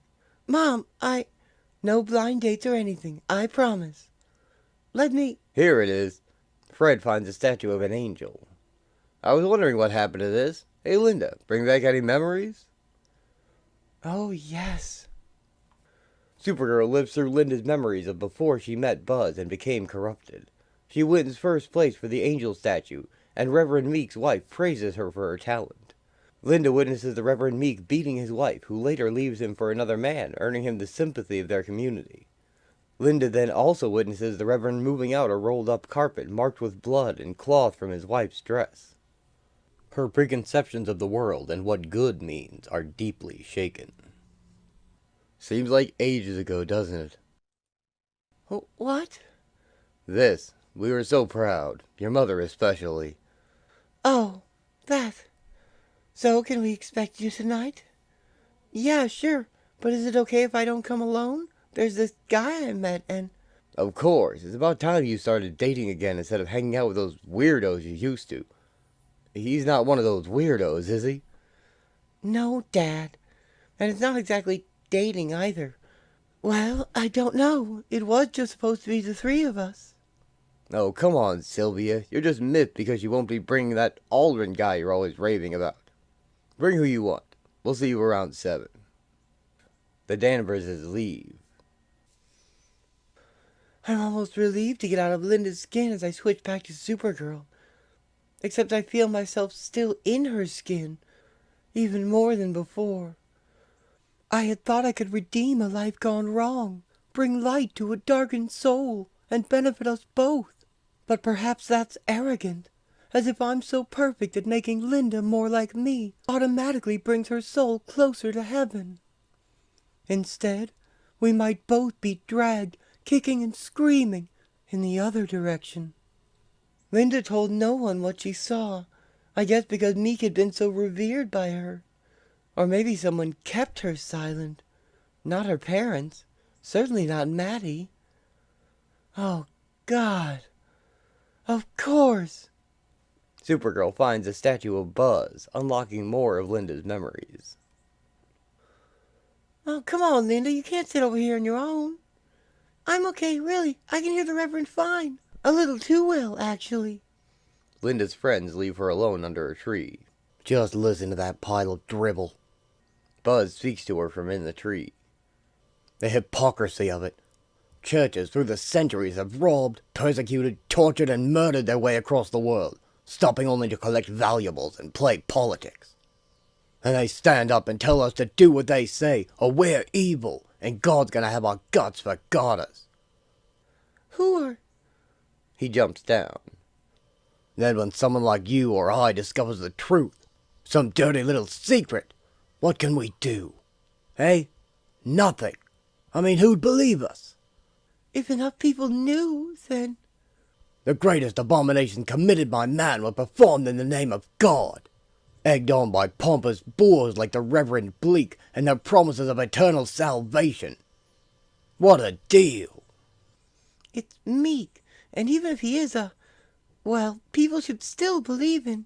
Believe? He's got nothing but that. No facts. He thumps the Bible as if it were the word of God instead of men. Men like him. But my mom says it... Don't break this to Mumsy, but that thing was knocked together in Rome by politicians. Opium in the masses and all that. How can you say that? The Bible is... A tool. Be meek, be poor, you'll be rewarded when you're dead. Wake up. My friend Al used to say, do what thou wilt shall be the whole law. Remember that. Linda runs away in fear. Do what thou wilt. Weeks pass during which she mentally replays the conversation, analyzing every word, because somehow she senses that he'll turn up again. He scares her, but fascinates her too. And this guy seems to know the answers to questions she didn't even know she had. Buzz greets Linda on the street, and she leaves her friends behind to go off with him, and he takes her to his cult's house. This place, my dear Miss Danvers, is home. Inside are people wearing fetish gear and a large orgy before a fire and animal skulls which adorn the walls besides the cult's symbol. Linda Danvers goes to church. Linda Danvers reads only good books. Linda Danvers has never even kissed a boy. To Linda Danvers, this place is evil, which is scary. And it is attractive, which is terrifying. Please, just take me home. Oh, Linda, you haven't given us a chance. Have a look around for 5 minutes. Then, if you want, I'll take you back to Saccharensville. Is that a deal? The door closes. And so begins Linda's initiation into a darker world.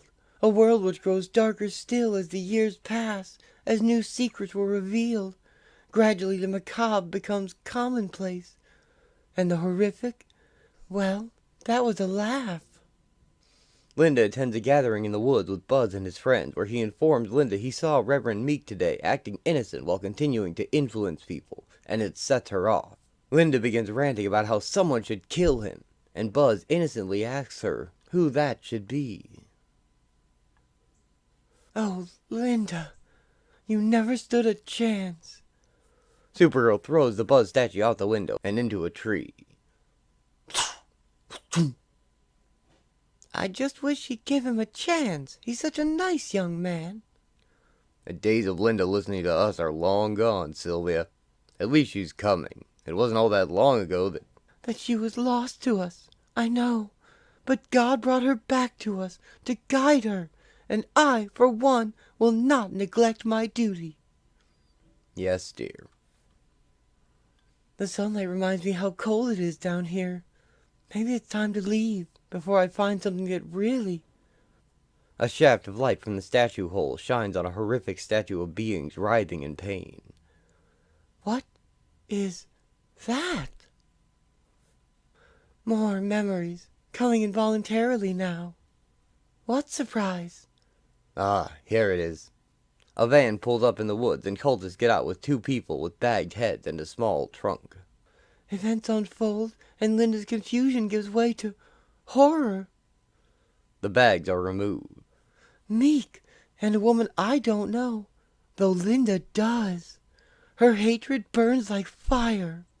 So, what do you think? Danvers! Oh, you wait till I get out of this! You're going to be so sorry! You'll think that last time was a birthday present! Oh no, Linda, she's really mad. Gee, I didn't... Hang about. Did you say, when I get out of this? Ah, what a relief. If you're planning on soiling those lovely knickers, now might be the appropriate time. Buzz opens up the trunk to reveal a set of knives. The knives Linda used to murder them, as Supergirl saw in an earlier memory, thus corrupting her soul. I can't change the past, but the evil that was Linda's old life can rest here. Supergirl hurls the statue deep into a lake. Forever. Hello? Hi, Dick. It's Linda. Oh, hi, Linda. What can I do for you? Well, I was wondering if you're free tonight. Buzz magically prevents poor young Richard from reaching his date or calling Linda. I don't believe it. First the car dies, now the phone gives up. I sure know how to make a good impression. He sure knows how to make a good impression. I don't understand. I gave him the number. Well, at least you found out what sort of young man he is. Not like that nice Mr. Sylvia, why don't you give Linda that package? Oh, yes, I'd completely forgotten. It just came for you. Sylvia opens a box sent to Linda, and inside it is the statue she just put in the lake. Who's it from, dear? The card shows a psychotic-looking bee.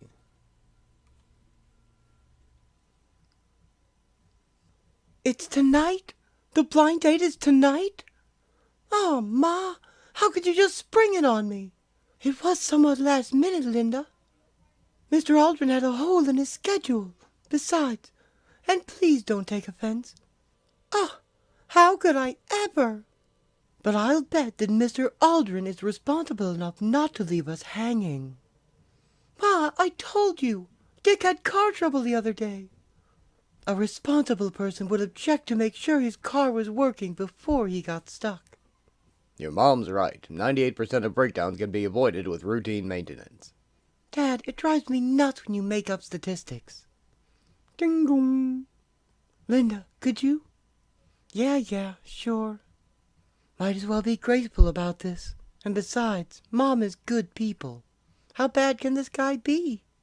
Linda opens the door. Face it, Tigress. You just hit the jackpot. My dinner with Buzz. Are you out of your mind? I know. Arriving a couple minutes early, it's insanely rude. But I didn't just want to sit out in the car and wait. It's chilly, my heater's broken, and I prefer much warmer surroundings. Are we eating on the front stoop then? Or are you going to invite me in?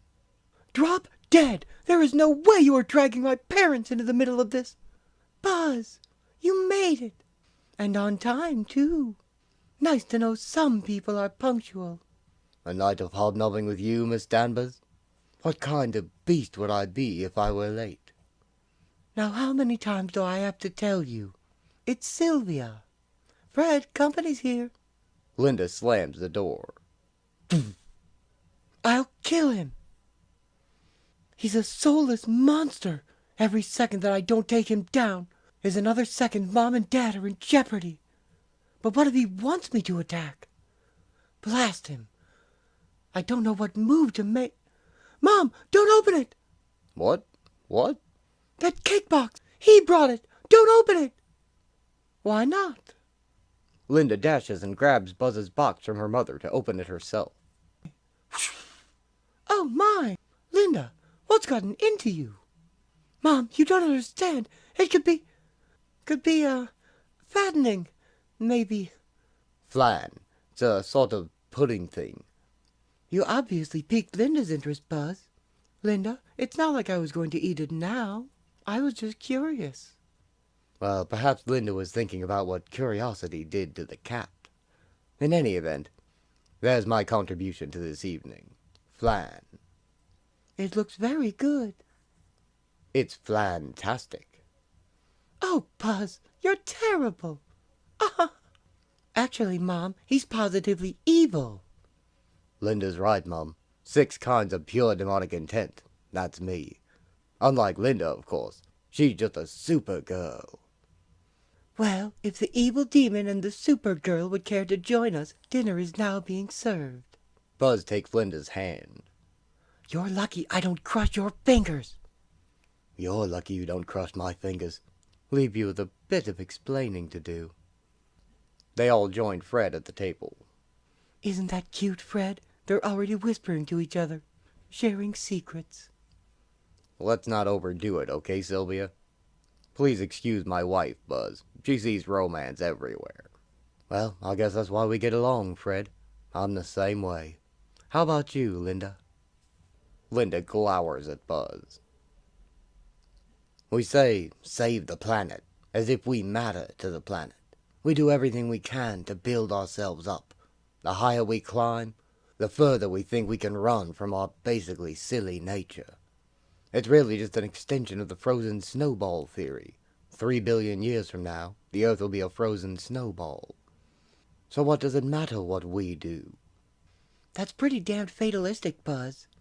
Then again, I bet you're the expert on damned. Excuse me for being suspicious, but do you two know each other? Now, Fred, does anyone really know anyone? Buzz looks at his demonic reflection in his soup.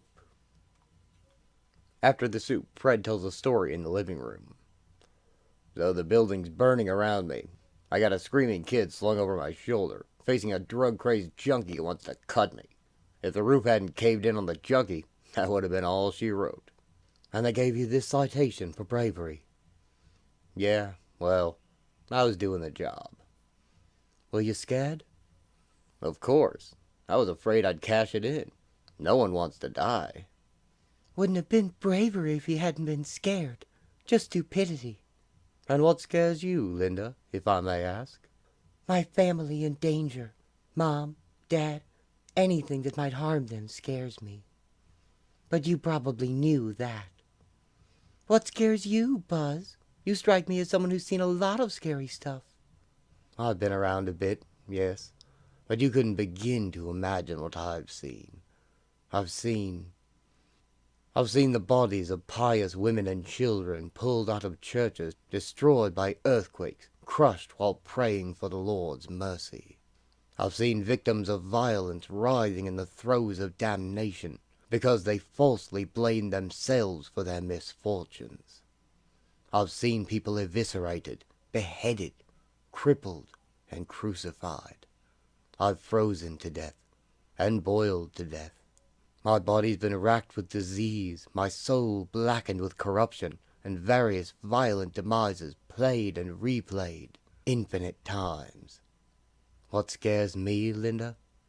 What scares me is that nothing scares me anymore. I'm speaking metaphorically, of course.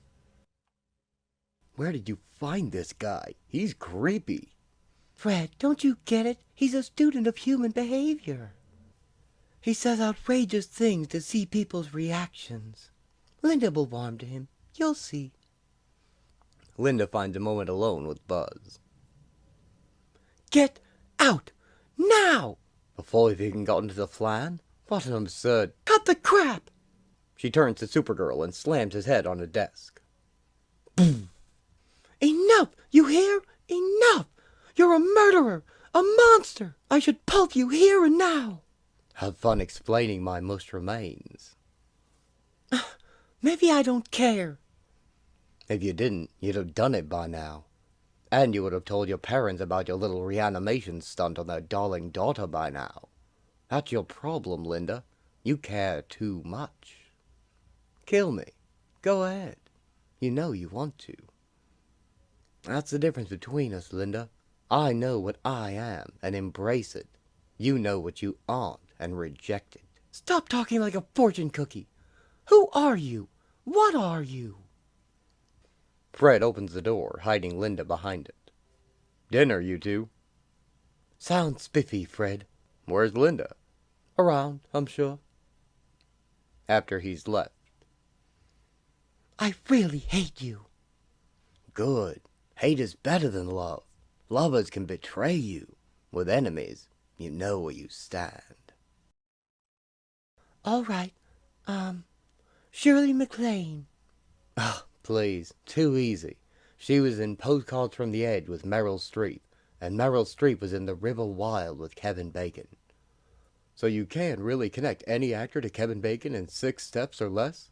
That's how 6 Degrees of Kevin Bacon works. How about you, Linda? Try and stump me. You. Me what? Connect yourself to Kevin Bacon. I'm not an actor. But you are, in a way, aren't you? Acting one way when your true nature is another. I could say the same for you. For anyone, really. We all have our public face and private, darker side. And what do you think my darker side is? Oh, I don't think such things are anyone's business. Do you, Fred? I get enough of it on the job. Oh, come on, Buzz. I look at you and I feel like you know so much about me. Like we connect on so many levels. And yet, I know nothing about you. Don't bother, Linda. He'll probably say something outrageous again. Sylvia says that's how you are, Buzz. She knows me so well. I could tell you I'm a defrocked priest, or a reformed serial killer, or... Oh, here's one. You'll love this. A couple of years back, Lucifer closed up hell. All the demons, every damned soul, cleared out.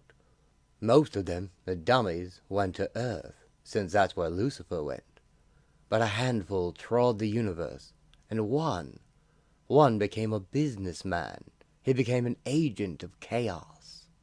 Like on Get Smart? Yes, Sylvia, just like. You see, stirring up trouble was in his nature. Now he could do so while protecting his future. But as chaotic as he was, he needed an opposite, a force of order to oppose him, a heavenly being to balance his hellishness. Heavenly beings? You're talking about... Angels, my dear Linda. But, you see, the demon, he had ties to humanity, for he was human once. So the angel needed ties to humanity as well. And whereas the demon, believe it or not, had a streak of good he fought to overcome, so did the glowing angel require a streak of evil. Am I the only one here who has no idea what any of you mean? Fire and brimstone theology, Fred, like the kind preached by the minister in Footloose, which, by the way, starred Kevin Bacon. So I guess you can connect me, after all. Fred and Sylvia go to the kitchen, leaving Linda and Buzz alone. Do you seriously think I'll just let you leave here? You've killed God knows how many people, including Linda. Sort of. You summoned demons. Treat me as you will. It's your choice. Am I supposed to believe that insane story? That you're a demon and I'm an angel? Again, it's your choice. God did give you all free will. Boneheaded move, that. Be aware, though. Time is running out. Is that a threat? No, it's dramatic imperative. Fred and Sylvia enter with dessert. It's the man with the flan. What's this dramatic imperative you were discussing? We were just discussing fiction, weren't we, Linda? Sure, why not? I was explaining dramatic structure. Many stories are somewhat formulaic, movies in particular. Let's say that you have two people who are involved in some sort of major ongoing struggle. Let's call them, I don't know, Buzz and Linda. There's more of you being outrageous, Buzz? Afraid so, Fred, but I'll try to rein it in. Dad, Mr. Aldrin should have the first of the flan. Of course, got to make sure it's safe. So, where was I? Major ongoing struggle. Yes, of course, right. Well, under the formula, that struggle would be divided into 3 acts. The first act would introduce the characters, and there would be some catalytic event that sets things in motion. An event such as, well, it doesn't matter. An event. The second act features the struggle between the two of them in various ways, in different arenas. And then we get to the second act turning point. Which is? Which is where? No, which is? Oh, whew. Of course. Well, the second act turning point features a major event which sends the story into an unexpected direction, and also sets a ticking clock into motion as we head into the third act. Something happens which imposes a time limit on the resolution. In other words, things get so bad that the problem has to be solved immediately before everything goes kaboom. Understand? I guess so. Somewhat. If you'd like, I'd be happy to give you a practical demonstration. This has been enchanting, really, and I can't thank you enough for having me over. You're good people. Don't ever change. And Linda, you're divine. Hold it. What were you just saying about a practical demonstration? Oh, that. Yes. The wall explodes inward, knocking over everyone except Buzz, and a pale figure enters in a whirlwind. This is Tempus, as in Tempus Fugit. Time flies. And he does fly, as you see. He does many other equally exciting things. This is the second act turning point, and things will have to be resolved quickly, because time has run out.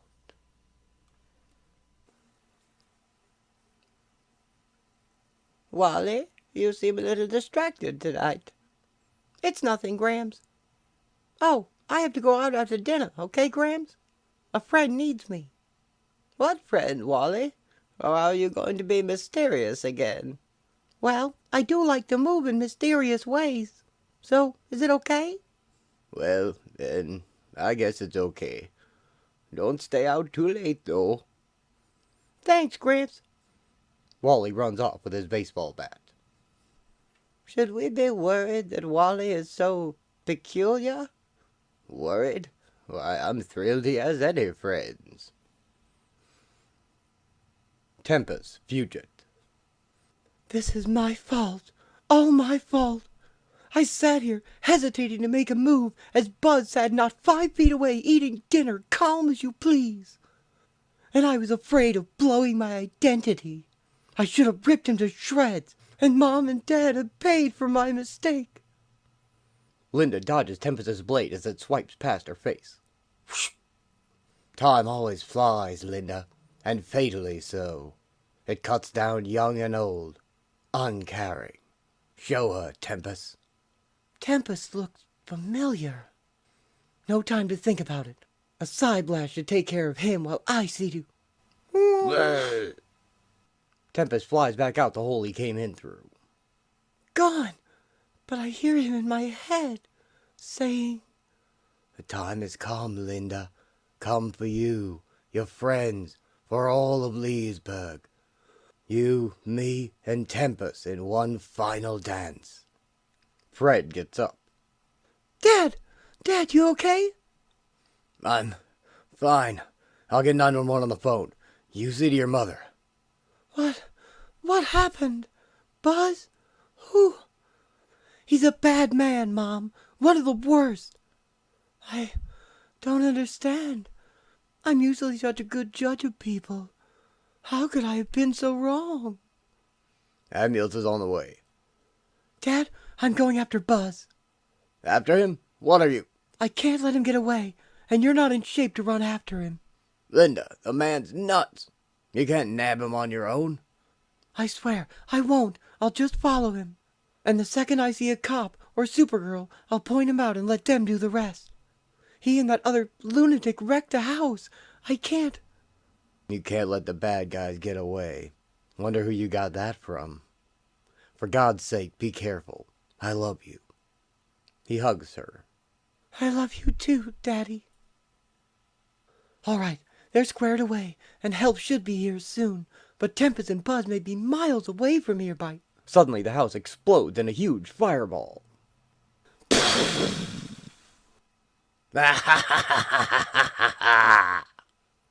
Tempest laughs in the sky as he clashes his sides together, firing another bolt of energy. No! No! Linda flies into the wreckage. Tempest talks to Buzz on the roof.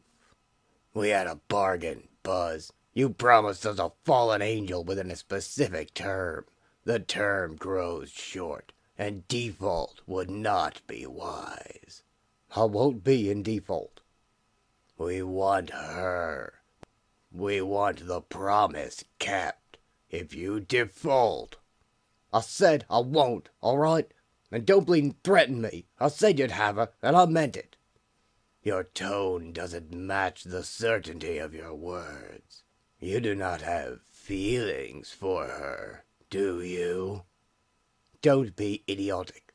Now sod off and let me do the job. Very well. A black ichor leaves Tempest.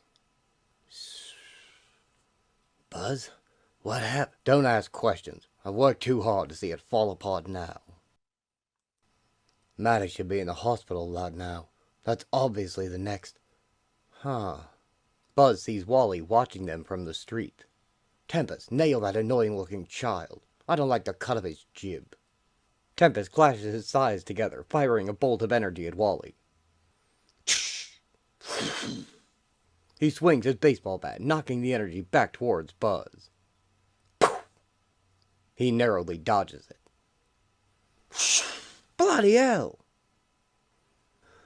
Jeez, they couldn't have survived. Nothing could have. What is that? Supergirl blasts out of the destroyed house like a rocket, trailing fire behind her into the sky. Looked like a comet or God only knows what. Her speed puts the fire out. He's down there somewhere. The monster I've suffered to live, and others have suffered because of it. He's dead, so help me God, he's dead. I don't want to be Supergirl anymore. Supergirl let him live. I don't know why I did, but I did, and I shouldn't have. To hell with Supergirl. Supergirl died with the Danverses. I'm Linda Danvers. Linda, who died in flames. Reborn in flames. I know evil. I was evil. And I know the only thing that evil understands. Punishment. Punishment. And death. Supergirl crashes through the wall of the hospital before Tempest can get to Maddie. You're his harbinger, his messenger. Well, now you're going to bring a message back to him. And you won't have to memorize it, you creeping sack of slime. Because your shredded corpse will be message enough. She fires her side blast again. Tempest blocks it with his scythe. Fire. Fury. I like that. You caught me once. Not again. Time heals all wounds, but not this time, and not these wounds. He slashes her stomach. Ah! He cut me twice. He shouldn't have been able to do that. He slices through my side defenses as if they're not even there. Was it against my will? Or did I allow it, as if I need the final pain to drive me forward, to do what my soul screams to do? Tempus brings his blades down, but Supergirl catches them, drawing blood from her hands. Screams with the pain of loss, the fury of vengeance, denied but demanded. Images of her loved ones, but corrupted, come to Supergirl as she struggles with Tempus. Yes, as his cloud surrounds me, as I see the world as it truly is. Supergirl died with Linda instead of saving her. We're burning together. It's all been a joke, a sick, cosmic joke. I understand the world now. It makes so much sense. It's all sickness and depravity wherever you look. That's the reality of it. All it takes is the guts to see it that way. And that's what Supergirl provided. The bravery to meet the world on its own twisted level. We look to the skies, look to the super beings to give us hope. But at the end of life, we sink beneath the earth, and God and his heroes laugh down at us all. Because God is insane, and he made us in his own image. Linda's face dispels the others as she speaks to her. No, you're wrong. I was wrong. I've seen the world through your eyes, seen so much, seen what you aspire to, what humanity aspires to. God, Supergirl, you thought you weren't human. You're the most human creature I've ever met. You've learned. I've learned it doesn't mean anything. I sacrifice and people die. I show mercy and people die. Love begets hate. Trust begets betrayal. No more. It ends here. It ends here. No mercy. No mercy. Because now they die for their sins. I'll leave their bodies in ruins and let God worry about their souls. Tears of blood spill from Supergirl's eyes as they burst into flame. Buzz addresses the Lords of Chaos he serves as a dark storm swirls around him.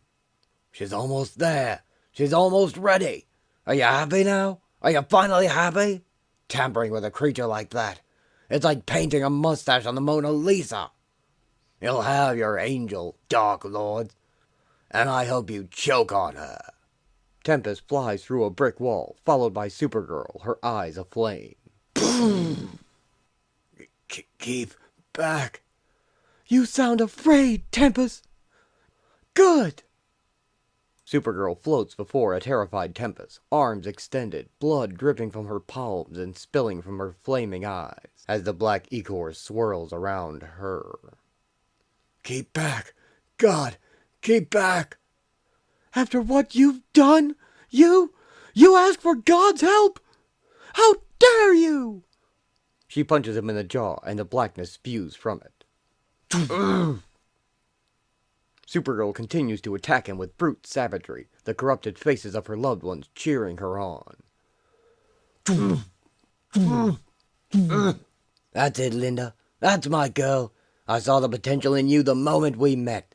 And in you too, Supergirl. I knew that you would make the perfect team. We just needed a meeting of minds. Kill him, lover. Do him. Finish the dance. And leave with the partner what brung you. Don't let him stop you. Don't let what you once were, what you once aspired to be. Don't let that stop you either. Don't let me stop you, Supergirl. Don't. Supergirl. Don't. I feel stronger and stronger, drawing power from all around me, and he's helpless before me. There will be justice, vengeance, vengeance for... Is this what you want, Angel? When all's said and done? It's my way, sure, and it was Linda's way. Except maybe it's not anymore. Which makes you the swing vote, as in whether you swing that fist or not. Do you make Linda's way yours, or your way hers? Here and now, Angel, you'll finally, truly become one. The only question is, one what? She pauses. You idiot! We had her! We had her! She merely had to kill our proxy and she would have been ours! Her potential, her untapped power, all ours! You promised us, Buzz! You promised! And you will pay! Wait, we can work something else out! Wait! Ah! A bolt of lightning strikes Buzz, and the swirling energy becomes a vortex, carrying him away. He's torn away, and I should feel nothing but relief, joy. He's getting what's coming to him, whatever that is. Punishment beyond anything I could inflict. But there has to be more than that.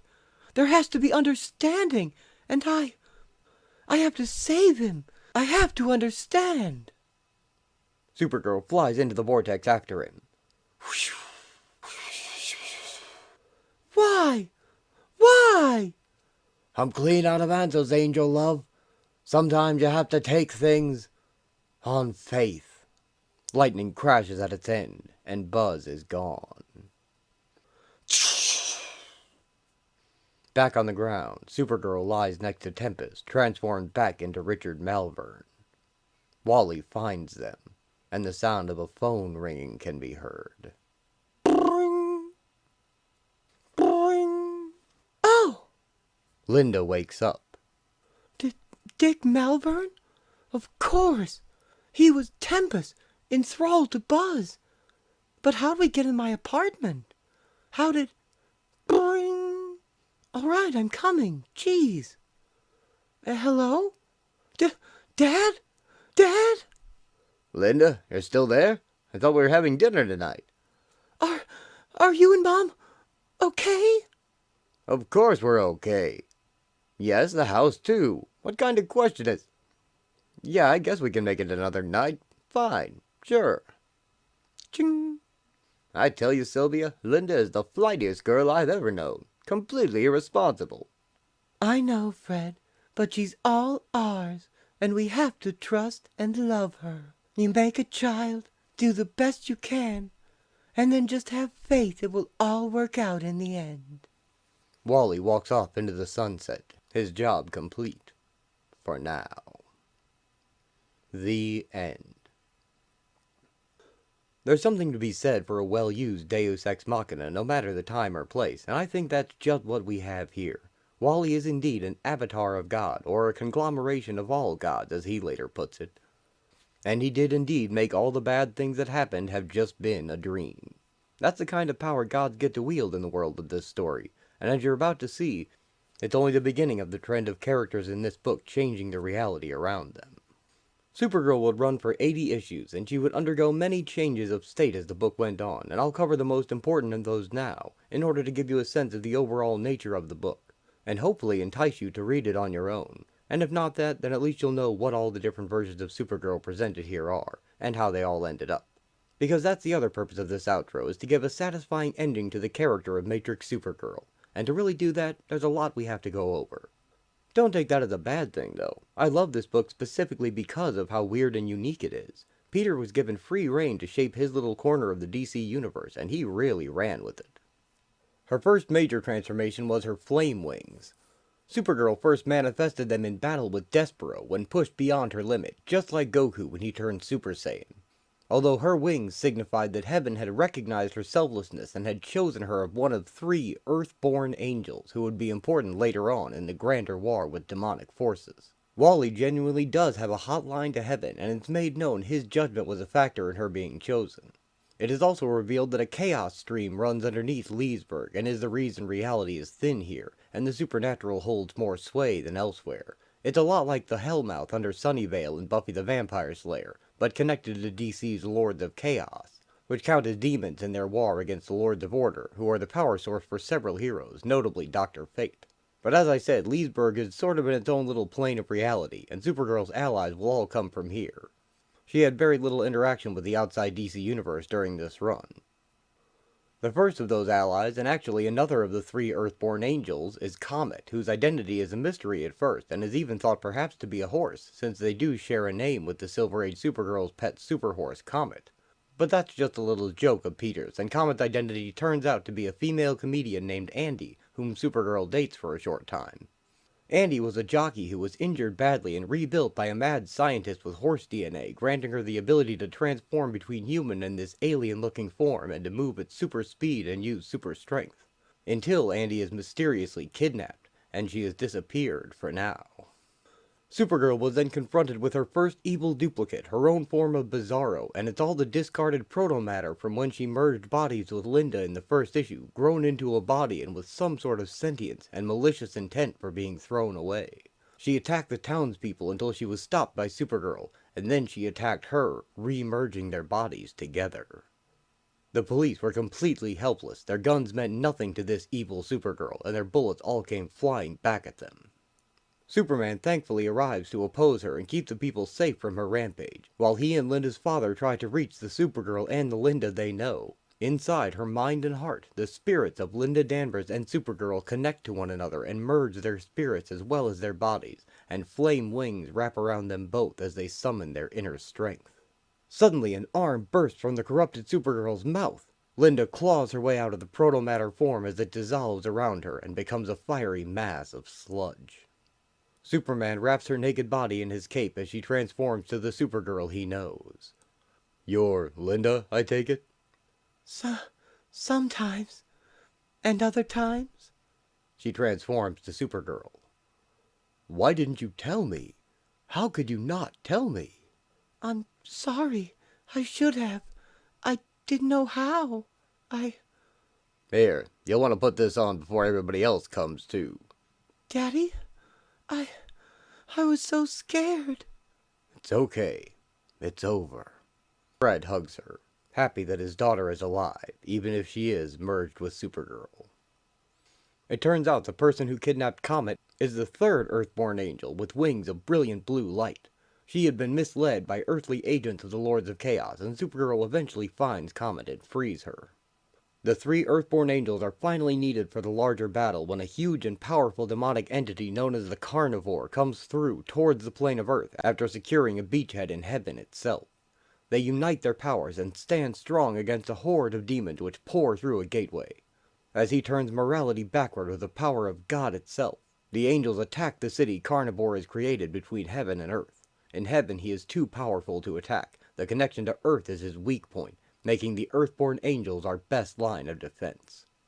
Supergirl is the Angel of Fire, Comet the Angel of Lightning, and the 3rd is the Angel of Light, and their power comes from the same source as Carnivore, which is what allows them to damage him from within, making his own power turn against him, and finally making him halt his attack. During the battle, Supergirl sacrifices herself, and she is fearless as he drives his massive blade through her very soul. Carnivore asks her if she still wishes to forgive him for his sins, and she says of course, and her infinite mercy shocks him as she kisses him. Matrix Supergirl merges her own spirit with the Carnivore. It ends his threat as they transform together into something new, and Matrix Supergirl sacrifices her memories and her identity, everything she's been through over 50 issues of the comic, and ascends to become a celestial being. Her wings become that of a proper angel for just a moment, before they too disappear. Linda Danvers is left behind, naked on Earth, surrounded by soft feathers, as she has been returned to the alley outside a poultry butcher. Buzz greets her there, and he has been made into a mortal without any of his demonic power. Just as Linda is also no longer Supergirl, Matrix has vanished into a higher plane of existence, leaving Linda alone. Buzz hands Linda a letter he was given, by God apparently, addressed to her. Linda decks Buzz and learns that she still has some super strength to go with her still blue eyes. The letter reads, Dear Linda, and you are more dear to me than I think I ever truly let you know. The first thing you should know is, all's right with the world, thanks to you. Everyone had a part to play, as everyone always does, but yours was the most difficult, and you handled it beautifully. As did Blythe and Andy. I rewarded them by rescuing them from the Between City just before it went up.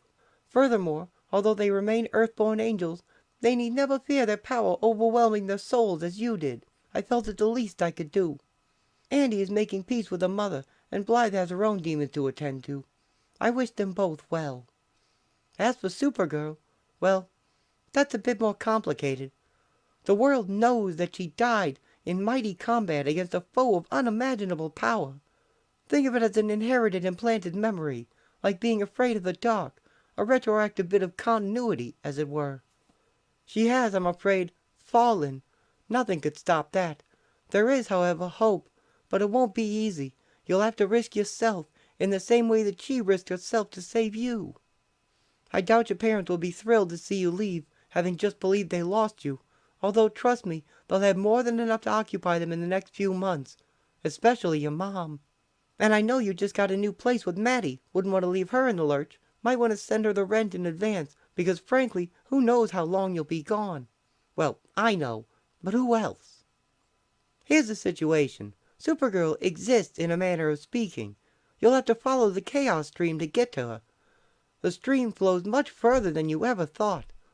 You're probably wondering how you'll follow it. Don't worry, I've given you a guide. Sensing the chaos stream is the one power I've left him. You have a few powers left to you as well. Use them to keep him in line. He has potential.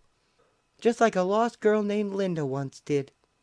Whether you believe I'm the Almighty, a cherub with delusions of grandeur, or a young carnivore before he turned bad, believe this, that I will always be your friend. Wally, the God Boy. Matrix had become something I can't properly explain, nor can she. The essence of Supergirl, perhaps, or a patron saint, one connected to all versions that have ever existed, something on the level of a goddess. She will be seen again, but this is when it becomes Linda's story alone for most of the rest of the run, from issue 51 onwards to issue 80 and the end. Matrix Supergirl had indeed fallen from her status as a hero when she learned to kill for revenge. The injustice of humans became too much for her to bear, and that's really all that need be said regarding the matter. But heaven has forgiven her that when she sacrificed herself to save the world, and allowed her to gift the mantle and some of the powers of Supergirl to Linda to use on her own, for she had proven herself as well. Matrix's long mission to save Linda's soul was a success, even if it cost her the purity of her own in the process.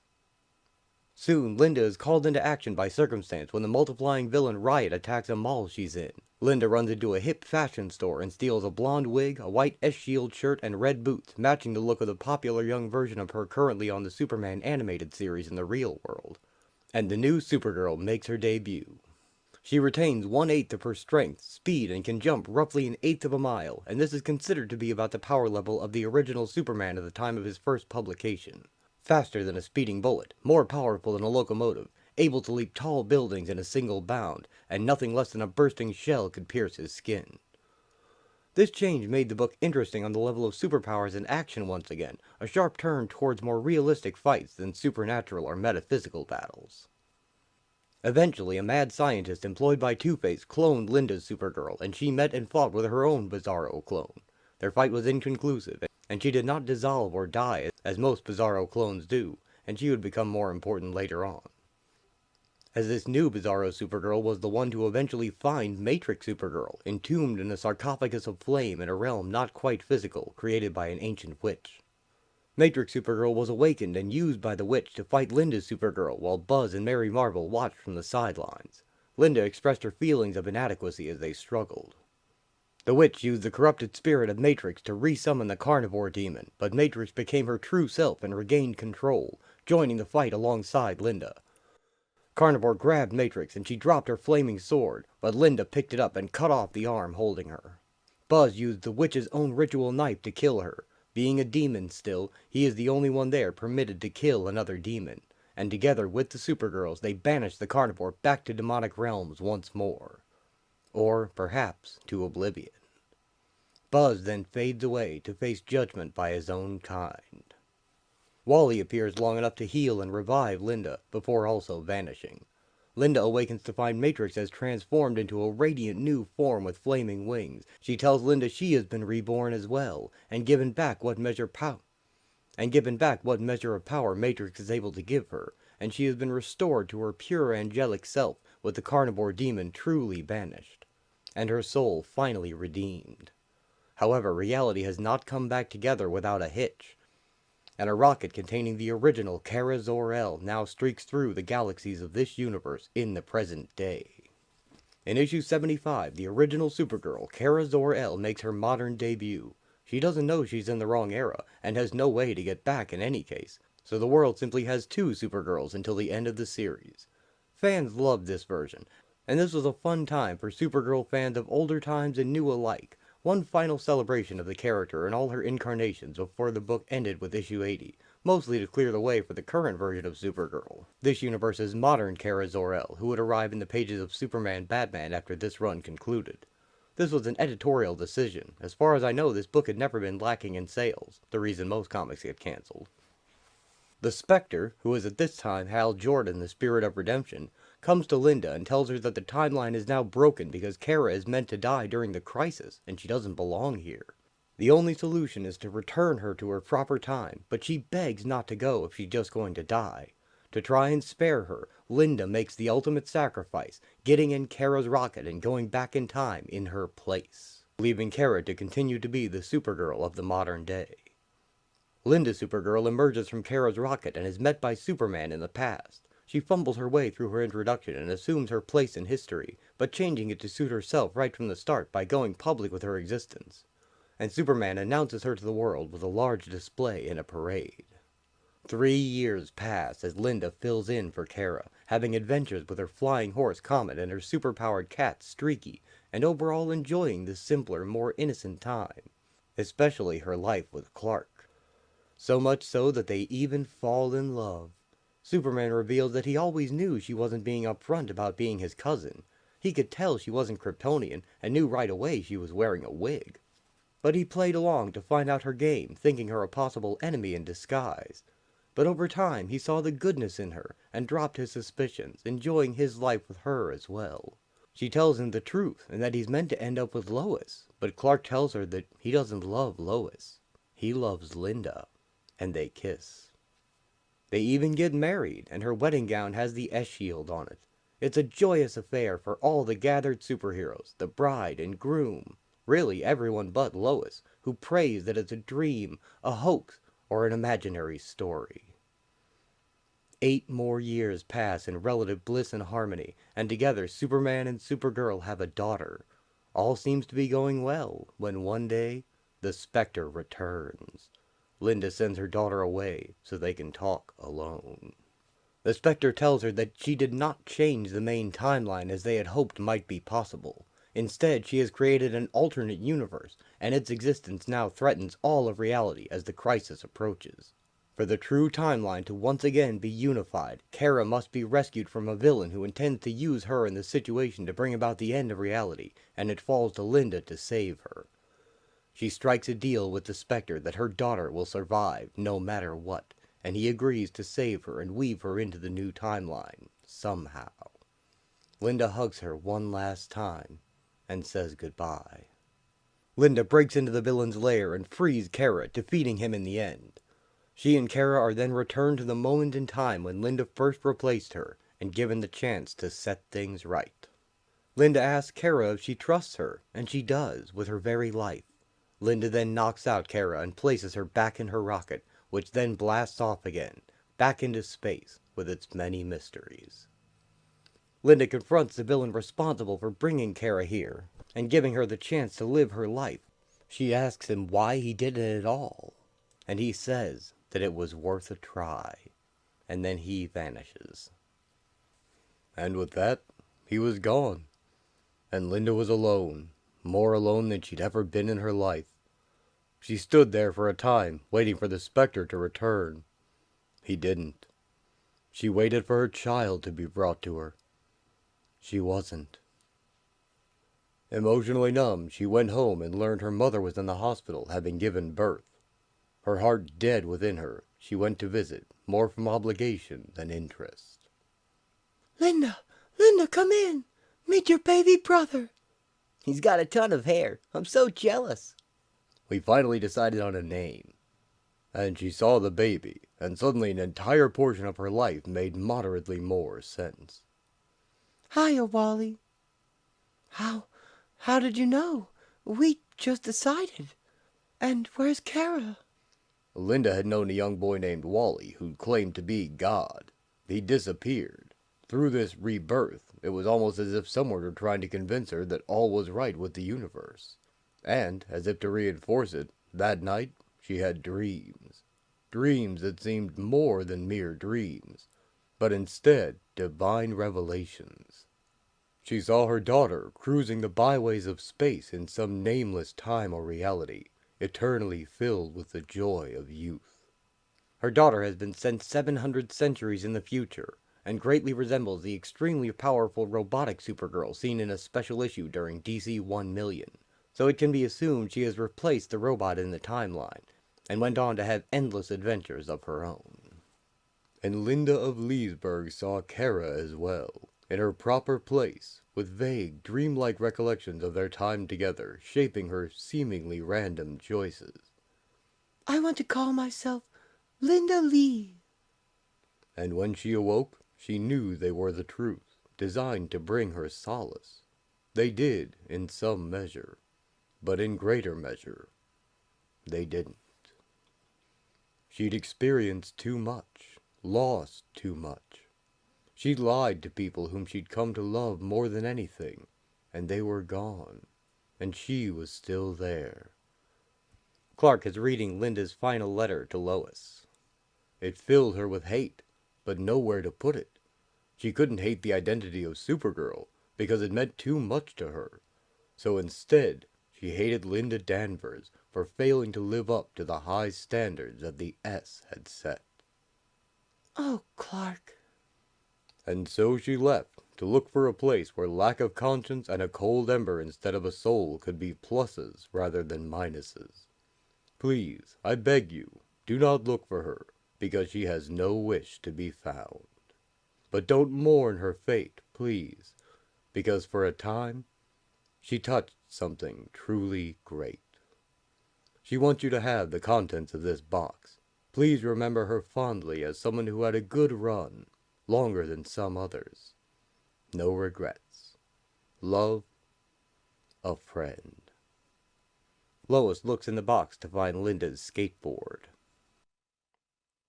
So, as you can see, the comic is quite a ride, and it's always changing and always well written with real depth to the characters, horror and action, as well as humor and romance, and it's a very satisfying experience overall, for those of you who choose to read it on your own.